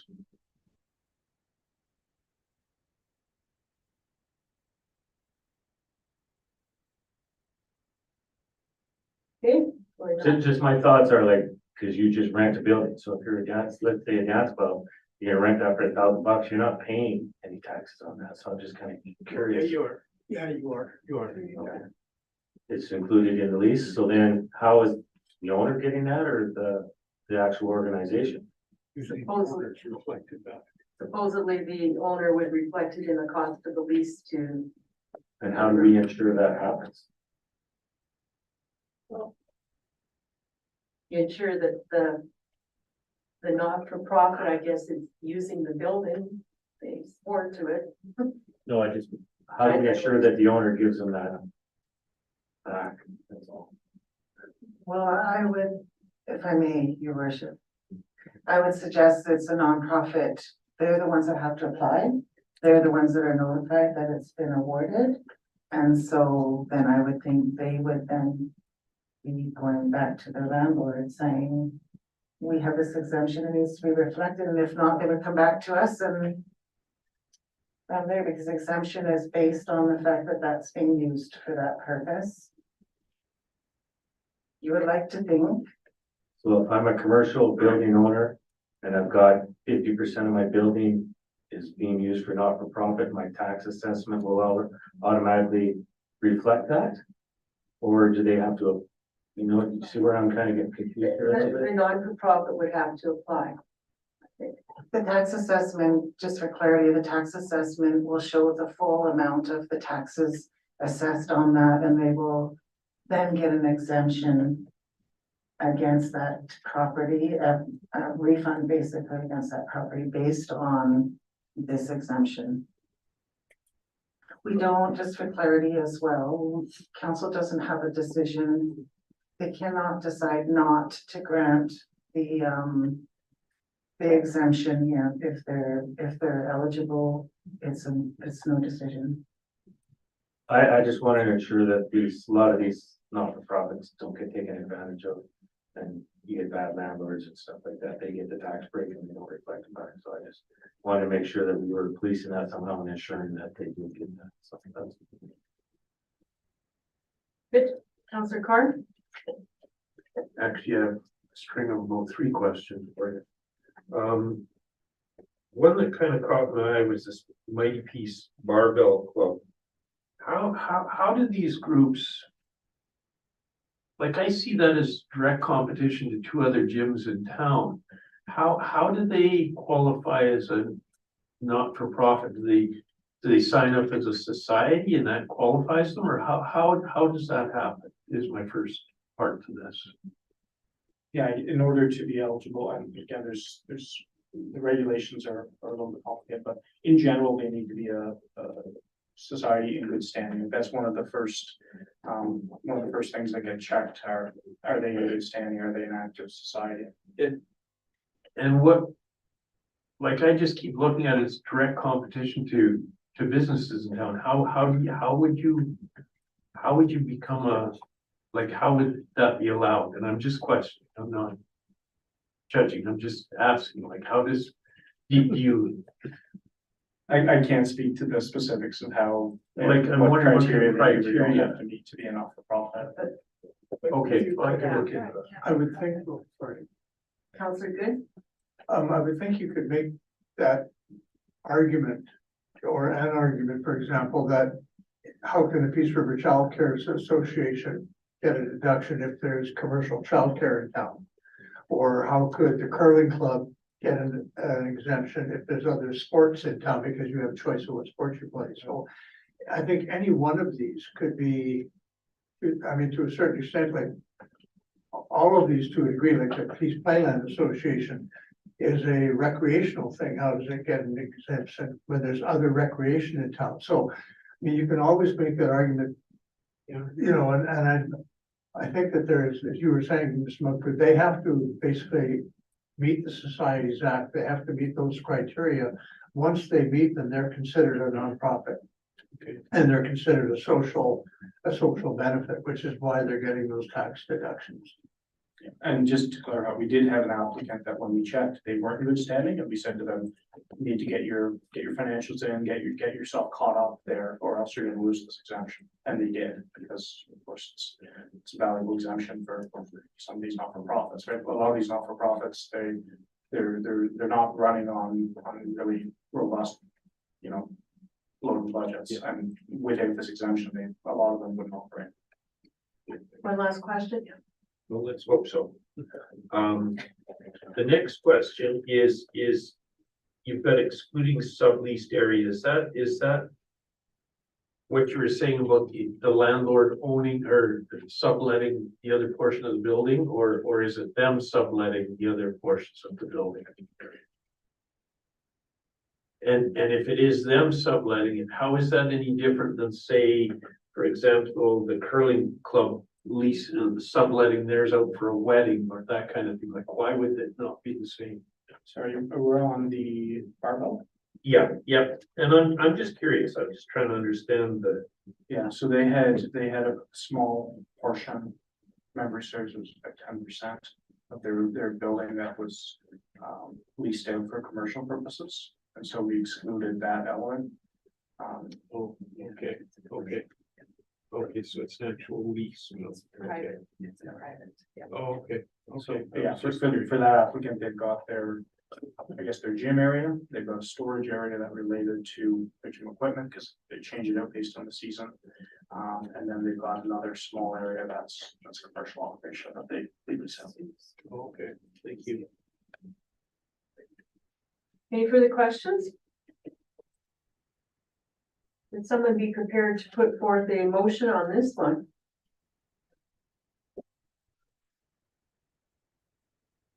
Yeah, I'll move that council grant property tax exemptions to the applicants and properties listed below for the 2024, 25, and 26 tax years. I am not reading them all, am I? I don't think you need to read them all, but they will be included, listed in the minutes with your motion. Fantastic. Okay, any further questions? All those in favor? So I think I counted them, there would be 20 nonprofits, which is substantial. And the next one, Mr. Buckford's off the chair now. Grants to organizations with Director Bell.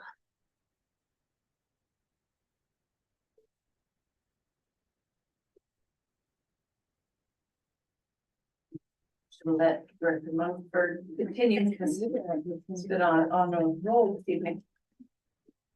Your worship and council, before you is the request for decision related to the grants to organizations. The majority of the applicants did present to council. I believe one did not. One item that I'd like to highlight out of the report, and then I'll open it up for your engagement, is a note around the budget.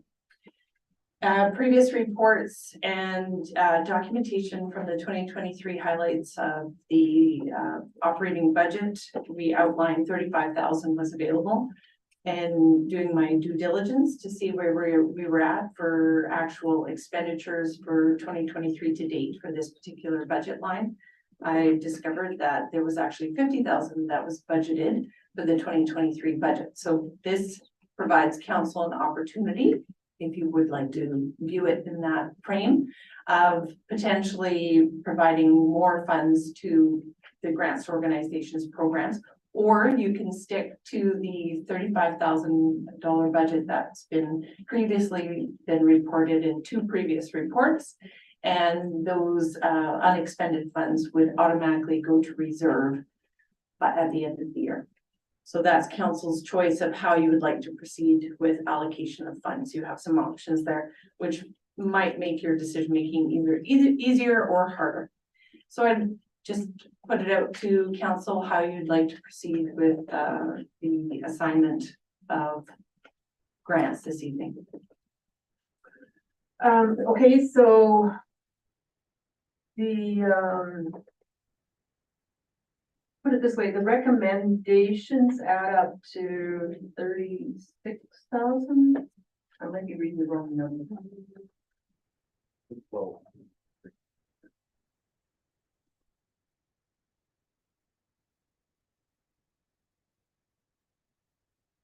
So the question is, do we stay with 30 or 37,000, or do we use the 50,000 that was in the budget? Maybe just go there. Yeah, your application requests total 37,970. So it's higher than both those amounts. Only slightly higher by 1,170 if you choose to use the full 50,000 amount. Okay, thank you. Okay, councillors, so what's the wisdom of the group at this point? Councillor Scott? Suppose we wanted the extra 1,000 and change, is that? Am I looking at the wrong person? I'm making eyes How do you to mean? the finance. Like, okay, so like, if you look at the 2 that are scored less than half. And you're just over what's remaining in the total budget for those that are well over half of the possible score. Supposing we wanted to say no to no one that was above half, Yeah. is there a possibility of that just before we kind of get started, just so we kind of see what the options are? Would we suggest we take from reserve? I'm seeing none. Just so it's not like, if it's like, look, hey, these guys all scored really super well, let's go for it. These are great community groups. They all have active events. They're bringing people to town. It's providing, a lot of, social good and interaction that, our society so desperately needs, whatever. Let's just do it all.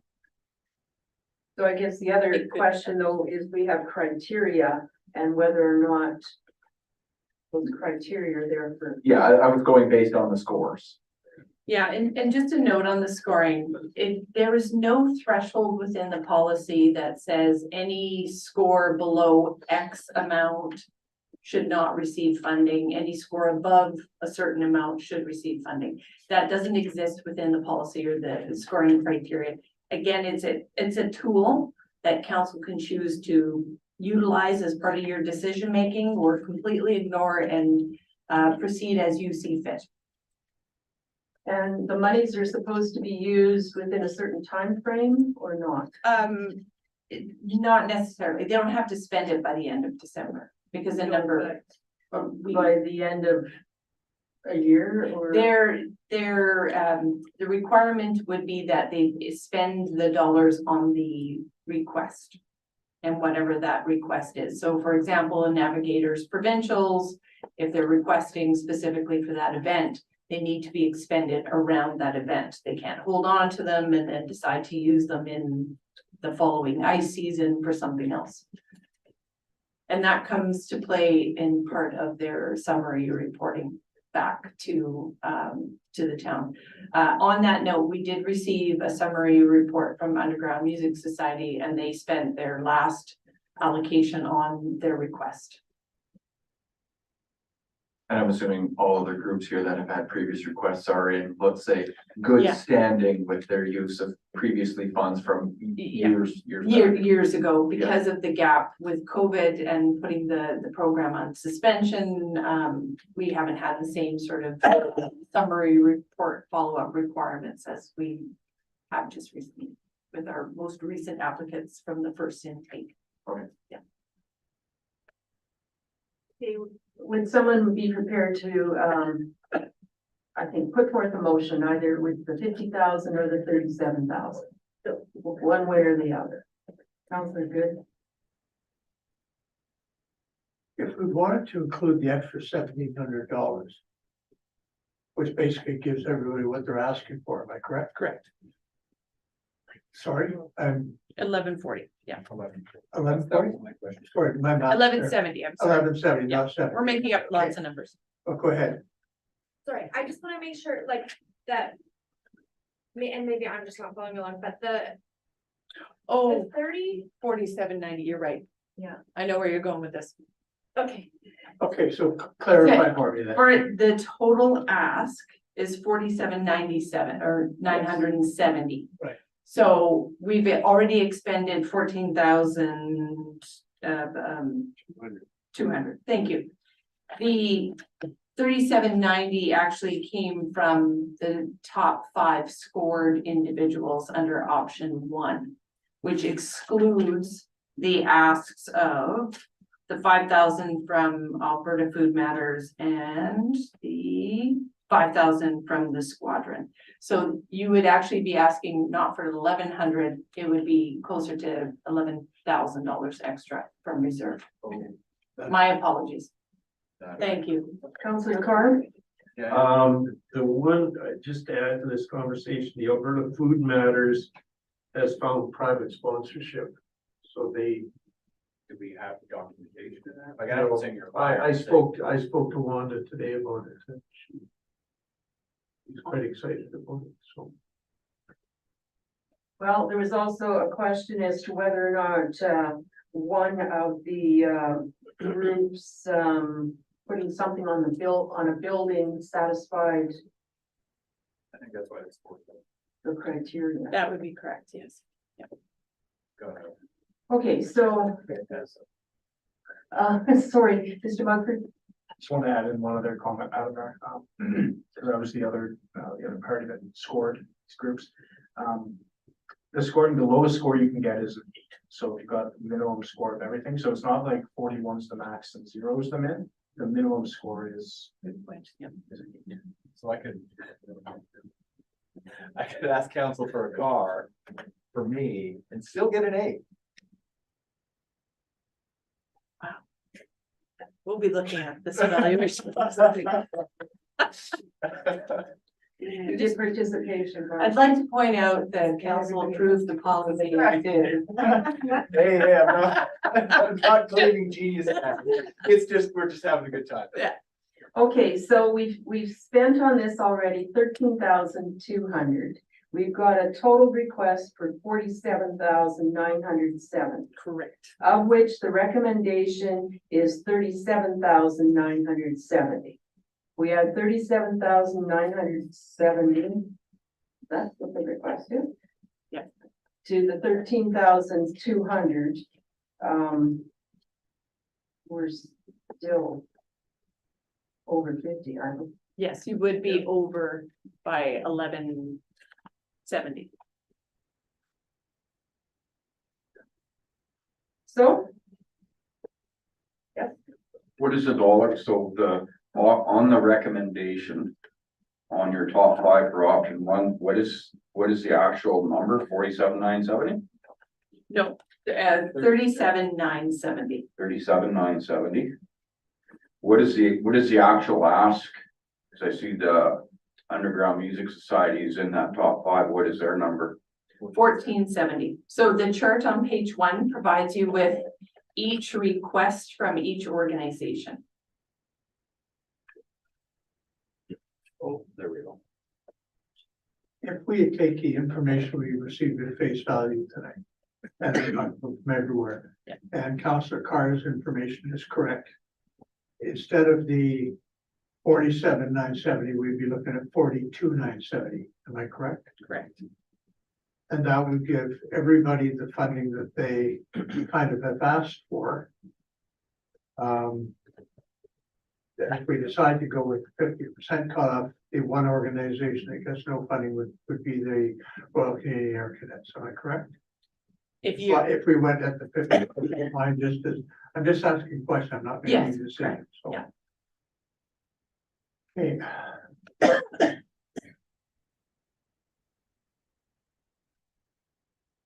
so excluding the food matters, if we are going with that, comment. We've got 42,970 as a request. We've spent 13,200 already. If we add those two together, we're going to get, it's still, you should be about 6,000 and change over yeah. with that. So, with the budget deliberations, are you willing to find 6,000 plus to get everybody on this list, or take the recommendation? Councillor Good. Well, I'll make the motion to do that. To do that without minus the 5,000, and I'm making that motion because all of these organizations, I believe, add value to our community. They don't come cap in hand all the time. They generally do a fair amount of stuff for the people in the community. So I'll start it there. I mean, obviously, if that fails, then we can revisit any other number we wish. It doesn't close the door to all of them. So That's right. I'll make the motion to do that. So your motion is, Would be to the 42,970. okay, Yeah, 42 to minus the 5 and Councillor Carter. and that brings the total budget amount that we'd have to find to 56,107, I think. Now, am I correct? That amount is in the budget already? Or No. 50,000 is 50,000, so we're looking at, 6,170 from reserve. 50,000 is for the full year. okay. Yeah. Yeah, I'll still make that motion and you can go where it goes. Okay, any discussion on the motion? Are we clear on the motion? I'm writing this down also, Pam. So the motion is that council approve 42,970 of the applications excluding the Alberta Food Matters, bringing the total budget to be spent this year on this matter to 56,170. Any discussion? All those in favor of the motion? Opposed? It is defeated. So we could have another motion on the books. What's the board? Not a motion as of yet, but, I do like the top 5 as recommended by administration, with the exception of the the Underground Music Society as per their presentation, as far as, their numbers go in their budget. I didn't really follow that a whole bunch. I don't think they're doing enough out there to actually help themselves internally. So I would put a motion on the floor that we support the top 4 as per administration's recommendation in full, which I believe is 36.5. Counselor, if you wouldn't mind naming the organizations, because there are 3 with the same scoring. So it throws off the top 4. It ends up being the top 5. If you're comfortable with that. So you want Wahoo's? Yeah. Dance Society? Yeah. Curling Club? Yeah. Nats? Yes. Counselor Carr? My only concern was the Dance Society came to us with a request of $5,000. And then they told us they had $1,500 donated since they made the ask. And they were asked if they would be willing to reduce their ask to 3,500. And they said, no, we still want 5,000.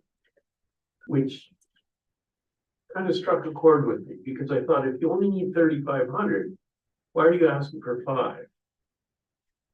I think they had an explanation within their documentation as to how they would like to use other monies. Okay, I think we've got, is that a motion? Yeah. Okay, we've got a motion on the floor that the groups of Northeast Navigators, Peace River Curling Club, the Dance Society, Wahoo's Winter Swim Club be approved. Is that correct? That would bring the total to what? I think 36.5. 36.5? If my math is right. That over the 35, still over the 35 by some way. Yeah, so Northeast Navigators were at 25, Curling Club was at 4,700, Dance Society was at 5,000, and Wahoo's at 1,800.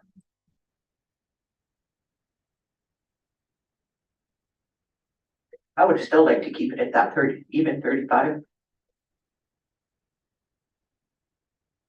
Just a note, You would defeat the motion then. just a note on the math, if I did my math correctly. Council would be approving 36,500 in an award for those 4 applicants at their full request. So you would be just under your budget of 36,800.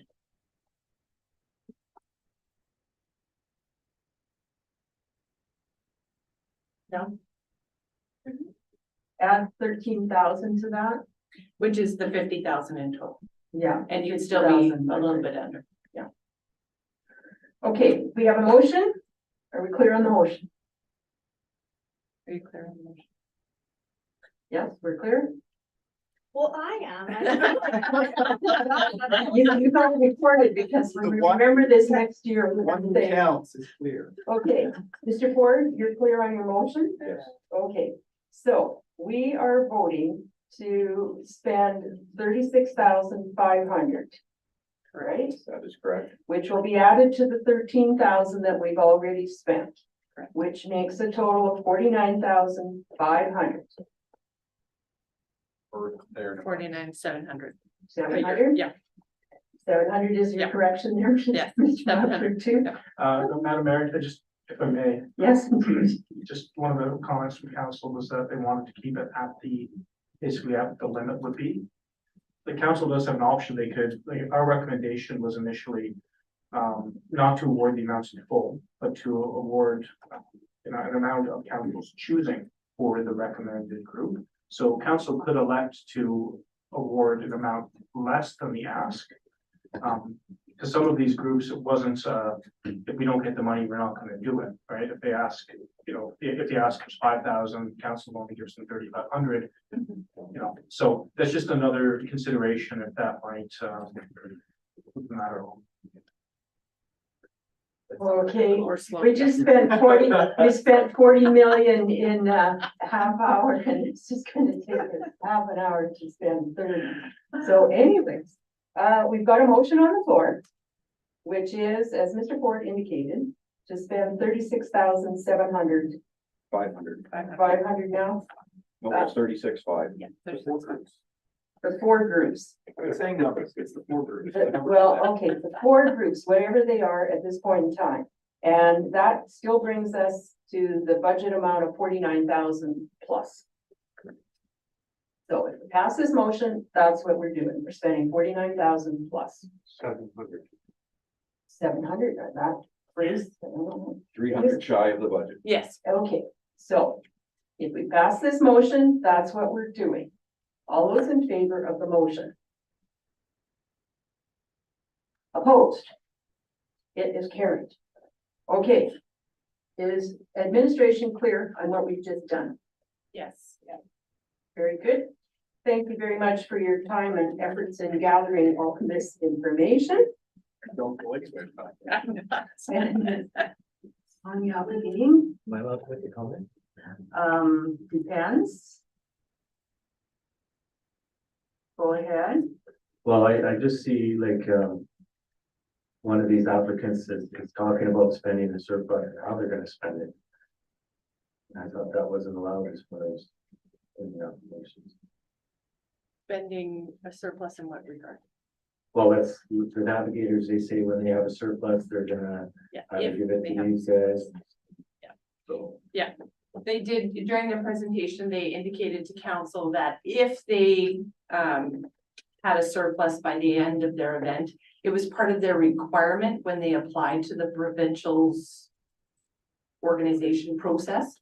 They had to indicate to that provincial body how they would address any of their surplus. So they had to indicate that. So it's possible if they do end up with a surplus, they get great sponsorship, great community engagement, they might end up with a surplus. It is possible. Just to help out with that answer, one of the things that I caught from that presentation was if they do have a surplus, and just like Director Bell had mentioned, they can't really keep that money, so that money could be used. I think they said in their presentation, they might be able to do I think they were gonna sponsor players to play hockey. There was a Yeah, number, or- a couple of different Yeah. ways they. Yeah, like- yeah, like a legacy grant, or helping those less unfortunate that can't play sports, play sports. So that's kind of the stuff that they indicated throwing around if they did get a surplus. Yeah, just my concern is they have a 50,000 surplus and we gave them 25 grand. That's all. So be it. Is the way we voted. Taxi pass program, Ms. Bell. Thank you, your worship. Shifting gears here a little bit. Taxi pass program, the policy has been updated with council's direction and information from the previous meeting. We did complete all of those updates and the policy is attached for your information. There's a number of things I'd like to point out to council this evening through this report. Number 7, the addition of a set number of booklets per year for the hospital. We had originally discussed 120. I walked away from the council meeting not realizing I didn't actually receive very clear direction if we were looking at 60, 80, 100. None. So we've included 80 for council's consideration, but it's a number that we have chosen just based on some conversation, but it is available for council if you would like to give other direction and adjustment to that particular number specifically for the hospital. The other thing I'd like to point out, and I didn't through the RFP, is we added some additional preamble in the policy statements section, specifically making some clarification and acknowledgement of some of the historical components of where this program has come from and where we are today. Because I believe the program has evolved so much since 2011, 2012, that some of that information has sort of gotten lost. So we thought we would put it within the policy statement acknowledging why there is differences within certain categories and where that has come from. And not a lot of detail, but an acknowledgement of some of those differences. Whether it will help or not in the future for clarification, but that's the intent. So that is for council's consideration also. The other component, we explored more around the AISH, adding an income level to the AISH. That got very complicated very fast. I have attached for council's information, I believe in the report, the financial statement or AISH information.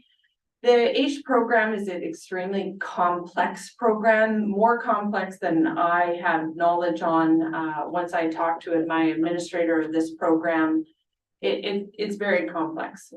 Hence why we've always utilized AISH as the income threshold, that particular category. To add an income level within the category on top of, however you want to look at it, it adds another level of complexity. And we did a very quick cursory review of some of the clients that we are aware of within the existing program. And for an example, we have an individual who has been on the program since approximately 2012. He works 1 or 2 days a week, whatever his exact schedule is, or had been. I don't believe he does so any longer, at one of our West Hill restaurant establishments, and does not make additional income that's very substantive, but it's part of his daily routine or weekly routine per se, and it keeps him active and engaged. But he's not working full-time. He's not even working part-time. He's working very limited hours in a very low income position.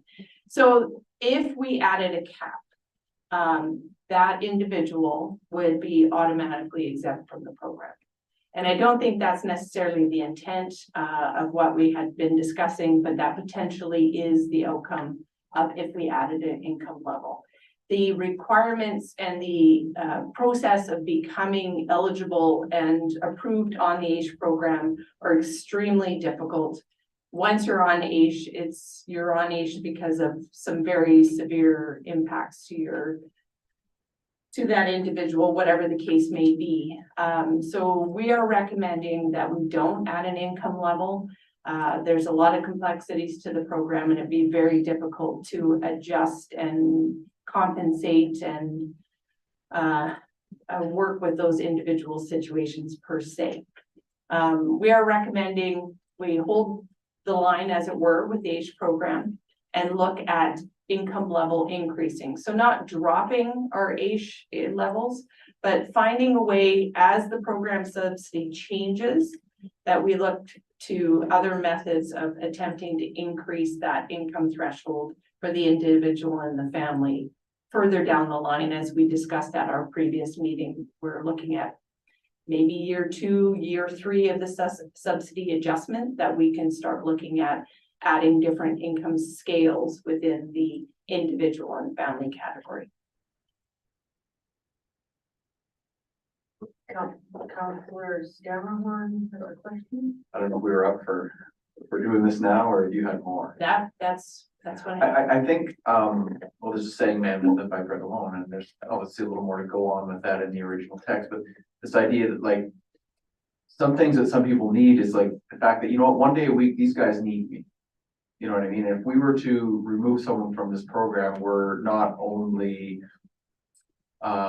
it's not just removing the access to the past. I think that would be the issue. It's this idea that, you know what, I've got some purpose. I still have a contribution to make. I still have a role here, you know, kind of thing. And so I would not want to see us make a change to this program that would take that opportunity away from somebody, something that I think would be providing them a lot of not only physical good, but mental good, spiritual good of getting out and contributing at a place of work, at a place of employment, whereas otherwise they may not have that opportunity. So not only would I want to keep this program as administratively simple as possible for the person that has to execute it, but also I would like to see that Asia's complicated enough to get involved in, and we don't need to complicate it more.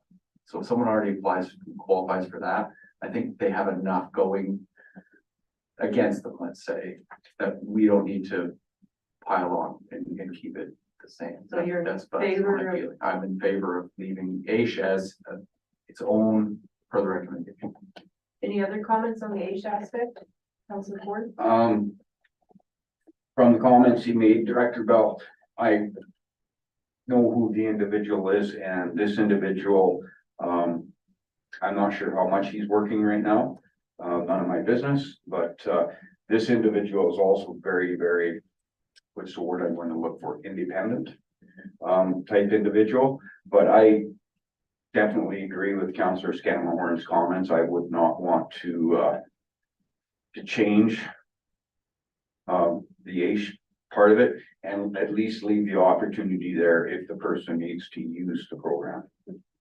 Like this individual I see walking everywhere and doesn't necessarily use the program all the time, but possibly when he needs to. Any other comments on the age aspect of the policy? Okay, how about with respect to the number of booklets for the hospital?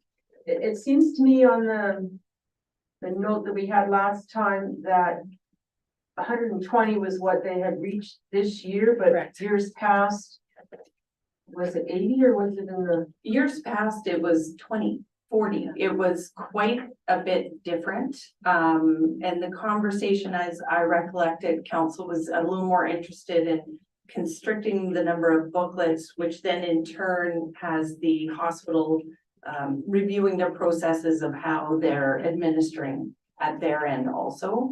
So that the number is the piece that we're sort of looking for direction of your comfort level. So it was 125. That's approximately what they were at to date as per the last report. Yeah.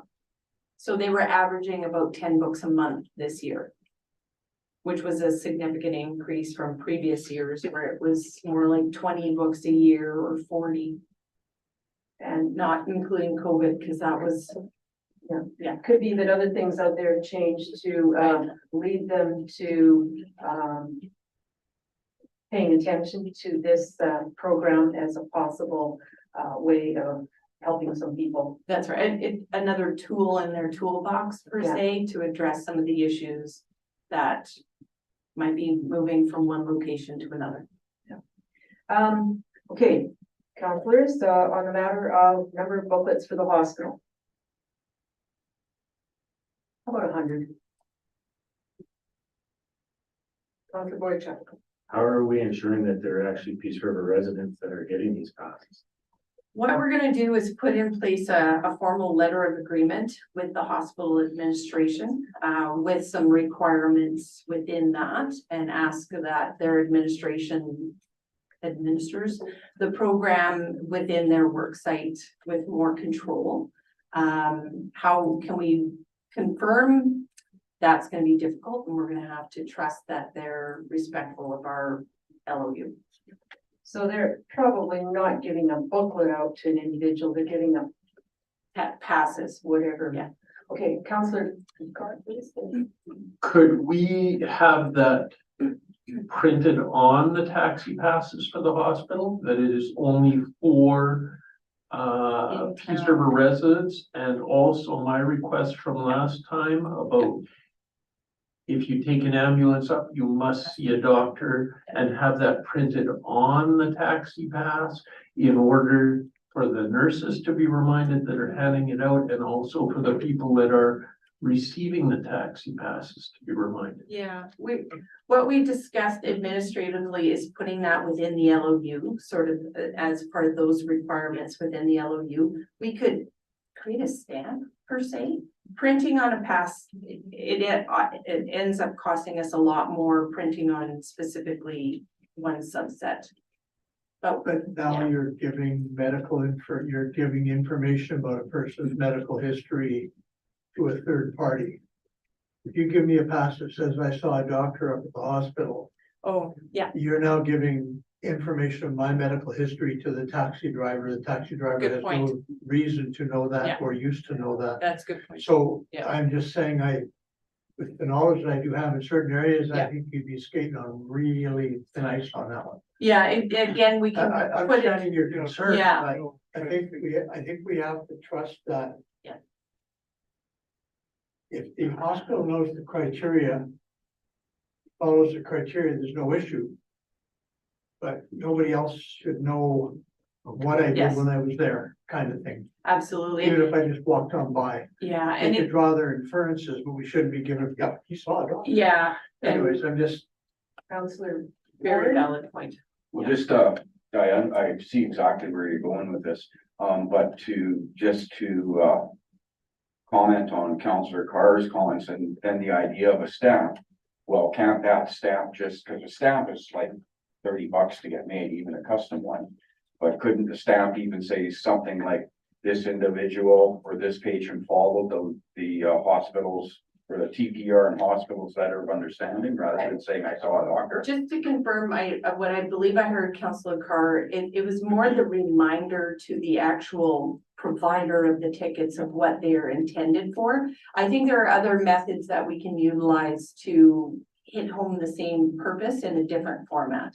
And we have talked about that, the postcards, posters, some other methods that we can provide to the hospital that then they put at the nurse's station, like a package that comes with those passes. I think there are other methods that we can actively engage their administration on to help us to tighten that process up a little bit. Yeah. Counselor Boychuk? Just do want to be aware that our hospital does serve a massive amount of area. We get a lot of people to the emergency room that end up getting a taxi pass to the shelter. I don't know if we want to deny them that and let them just wander down that's or, okay. or be, you know, Yeah. but I would look in to see how many they're actually sending to the shelter on a regular basis, because I do know that a lot of people come here and have absolutely no place to stay when they get released. Yeah. And I would say that's a very good use of the passes, because they're taking an individual, as we are referencing in the policy, to their place of residence, which in that particular case is going to be the shelter. So that's actually a very appropriate use for those circumstances. And they may not be a resident. No, That's what I'm no, saying. exactly, in that case. And then once they get to the shelter, then the shelter, they also have access to the passes, or as you heard this evening, their service. But we find actually Sagatow is not, their clientele through the Out of the Cold shelter are not, they're not significant users of the taxi pass program. Counselor Carr and then Counselor Ford. Maybe we could include in that letter for the hospital, which I think is a really good idea, like the whole package that you were talking about, is maybe we could suggest that they maybe utilize mobile outreach rather than the taxi pass in cases like Councillor Boychuk is suggesting. That's very possible. Absolutely, yeah. Counselor Ford? You just took the words right out of my mouth. So did we come to a conclusion on the number of books? No. But with their average, because the mobile outreach started partway through the year. Just recently, not even. So for- I would say their average number of books, given that that's now an option, would go down. Potentially, It's that would be about, so to not have the 120, to say the 100, I think that's a reasonable number. What about 80 that's in the report? 80. Yeah. 80 is okay. 80 is good. I'm good with 80. I would just like, I know what it's like when you're dealing with an individual having a really hard time, and you know what? If they're just out of this space, causing it all to spin off too, and it's it's like, I just like to give someone operational flexibility, that's all. It may be that they don't use all 100, but man, they could have a few days in a row where they go through a lot when it's just like, this person is really ready to go somewhere else, and this is our only option. I would really want someone to be able to just exercise that freedom. That's my feeling on it. If I was the person having to make the call, it's one less thing to worry about. Okay, so if we went with the 80 at this point in time, and they came back in June and said, we used our 80. We could possibly reconsider. Council has that option. Yeah. Council What Ford. are the cost, what's the cost per book? I have the grants to groups thing in my head. $20, $15 for a booklet of 20 tickets. So each ticket has a value of $5.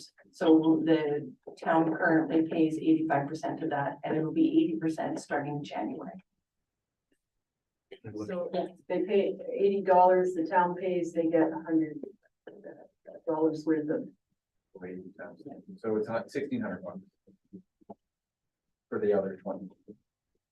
How much? $1,600 for 20 booklets. That would argue. Yeah, discussing. Just like my parents used to say. Okay, Right. any other questions, first of all, that you would like clarified, from in? Excuse me. No, those were the items that I had. Okay, so we're, being asked if, council would move to approve the revised taxi pass policy as presented. Someone care to put forward that I'll make that motion? motion. Councillor Scammell, you so moves? That problem. Sure. Oh, no, that's actually. Okay. I thought it was, there's usually more. Yeah. Okay, so we've got the motion in front of us. Any further questions? Councillor Carr? Will that be packaged, will that package be written into our policy? No, I would suggest that, right now, for example, our LOUs with the taxi providers is not a part of the policy. It's a administrative, letter of understanding. So we would do the same thing with the hospital. It'd be a letter of understanding that administration would put together. And in that package, I've already conceptualized adding more additional community information to make sure that they understand the additional resources available to them also. Will we be able to see it? The letter when it's done? If you'd really like to see it, I can provide a copy. Yeah, that's part of the communication package. Okay, thanks. Yeah. Did we vote on that? No. Not yet. Okay, any further discussion? All those in favor of the motion? Opposed, it is carried. Thank you. Thank you, Director Bell. Okay. Do we want? No, we want to do the fire services and then we might be taking a little break. We have item 13, the extension of the fire services agreement with the County of Northern Lights, and CAO Miller to speak on this one. Sorry, thank you, Richard. So once again, I'm bringing forward a request for council just to approve an extension to the fire services agreement we have with the County of Northern Lights. We were hoping to be able to get together this year and hash out a new agreement, but everybody was quite busy over the summer with the fires that were going all around. And then we had planned to have a meeting with the newly appointed councillors to the committee, and we weren't able to get together this last month either. So to ensure that services remain in place and to ensure that we recover costs as inflation goes up, we're asking council to approve a one-year extension with an increase to the 2023 rate equivalent to the 3% that we've added to our municipal requisition for the budget this year for operating. And we will be booking a meeting in the next couple months with the members of council appointed to the committee and myself and Teresa to discuss a new agreement. Thank you. Any questions of the proposal? Someone be prepared to put forth a motion on the matter? Councillor Ford? Yes, I'll put a motion on the floor that council approve a one-year extension of the existing fire service agreement with the County of Northern Lights to December 31st, 2024, with a percentage rate increase to the amount paid in the 2023 equal to the percent increase of the Town of Peace River's 2024 municipal requisition once adopted. Thank you. Any further discussion? All those in favor? It is carried. Thank you, Ms. Miller. Okay, I think we should take a 5-minute break. Sorry, yes. Do you want to discuss the addition number 14 first? Was that in this section or under reports? That's under. It was under report. Town water fill. Okay, it's under new business. Sure. Okay, one more item under new business, the update on the truck water fill. CAO Miller. Director Fisher is gonna give that report, please. Oh, Director Fisher, by all means. Yeah, your worship and council. I think I just wanted to give a quick little verbal update on the truck fill station. Understanding that it has taken quite a while and been out of service for a bit. Right now, we are working on commissioning a new software system in the building. We worked through, I believe it was the hardware components in November through commissioning. Made some adjustments and then went to do the software side of things, and we're working through some licensing with Tool, which is the software provider for our billing system. And so once we work through that, we'll be able to properly accept payments, and then we're looking to open it up sometime in the year. Thank you. Any questions of the briefing note? Would someone move the acceptance of the briefing note on the truck water fill for information? Deputy Mayor so moves. All those in favor? It is carried. Thank you, Mr. Fisher. Okay, now we're going to take a 5-minute break, so we have till 7:21. What's that?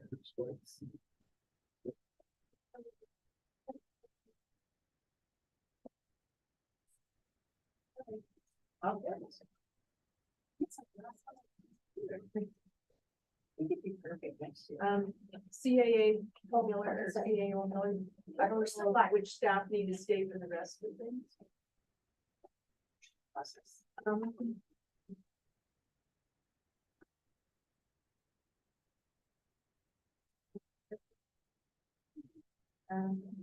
No, actually.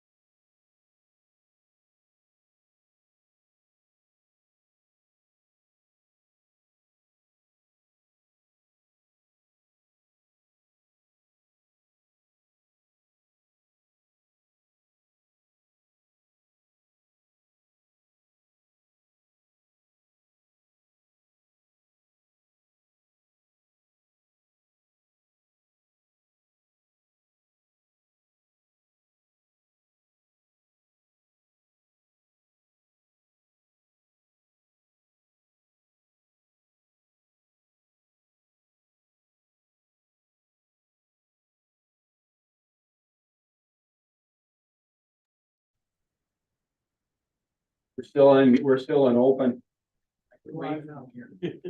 Okay. Okay, welcome back, everyone. And we're now at reports. We have the RCMP Peace Regional Community Advisory Committee, speed data signage information. Councilor Ford, you want to speak to any of the reports? Yeah, just so this is the first one we've gotten in a while.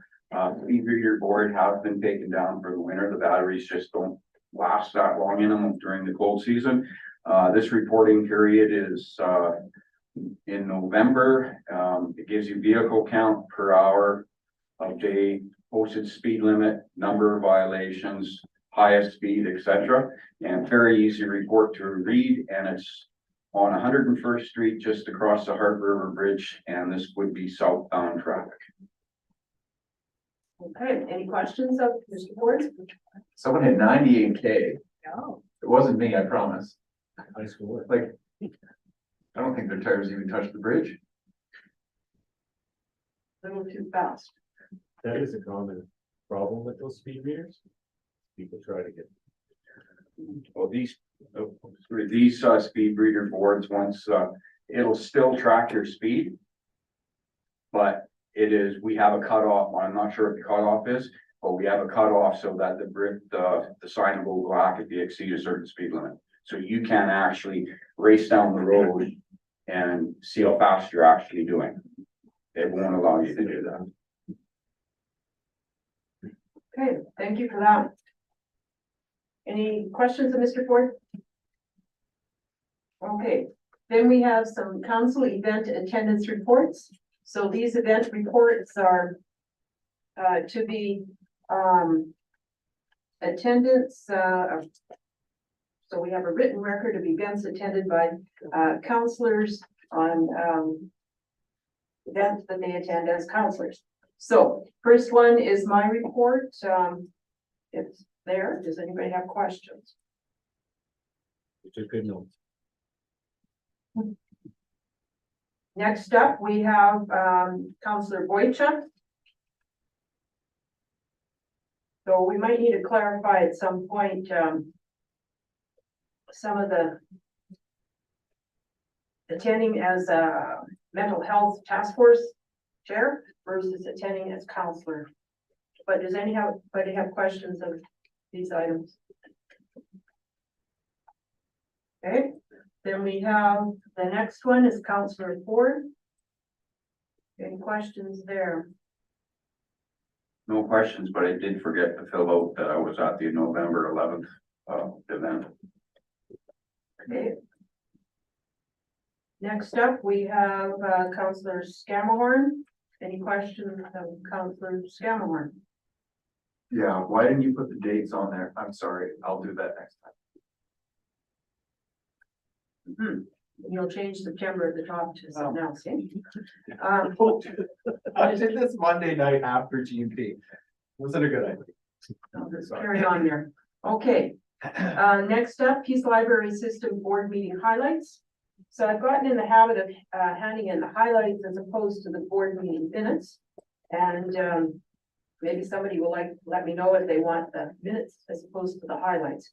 But highlights, basically the budgets were passed and they've changed to an internal driver who drives to, say, Manning, delivering books, then he drives to Grimshaw, back to Grand Prairie, rather than hiring somebody externally, basically to try and save some money.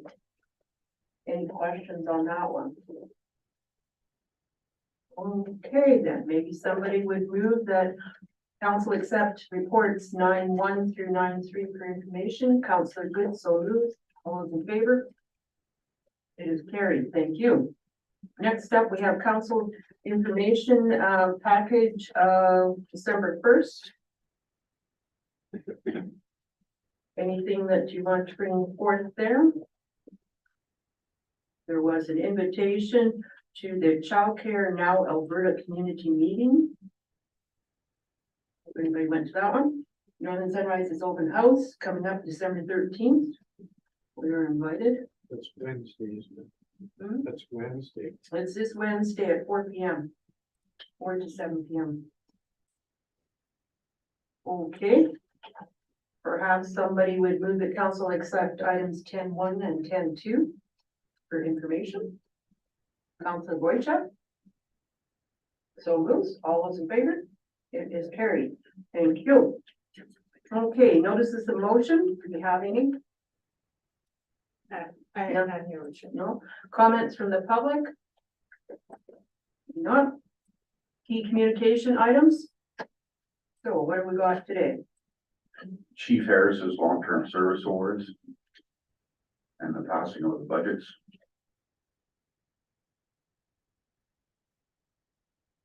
Okay. When would the utility bills go out with the new, rates? Yes, end of End January, of January? or first part of February. Okay. Okay, anything else that someone would like to perhaps highlight? Grants to organization? I'd like to see something in there again about what Sagatawa was talking about with their outreach program. I think the more people that are aware of it, and the more people that are aware it's there, it's a good thing. So I think we should be promoting that. Okay. Yep. Anything further? Did we ever get so when we went to AM and the letter writing campaign, just reminded me at our open house, we were talking about some of our advocacy that we had done this year and the letter writing campaign. Have we had a follow-up kind of on any of that yet? I did have a subsequent telecom with Assistant Deputy Minister Dan Anderson. I can't remember what department exactly, around our low income tax program. It was an exploratory conversation, wanting to understand our program and how we operate it. And I'm hoping that that exploratory is then to find a way to provide funding to us.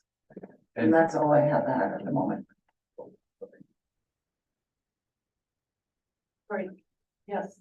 I've also been stockpiling them in my office. They were supposed to go out on the council comms package on Friday, but this agenda took precedent, so that didn't go out quite yet. But we have received some follow-up letters from ministers, Minister of Transportation and Economic Corridors and Minister of Municipal Affairs, just thanking us basically for our meeting and that is still kind of on their radar. So those will be in the council comms packages coming up. We also got one from the Deputy Minister or Commissioner Zablocki.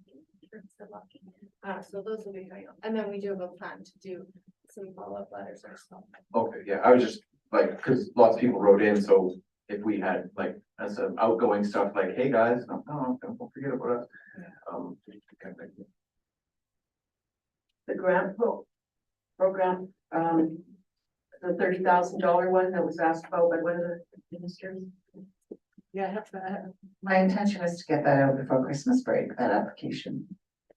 Did we get uptake from how many municipalities around? Because we'd asked municipalities if they wanted to also share or apply or something.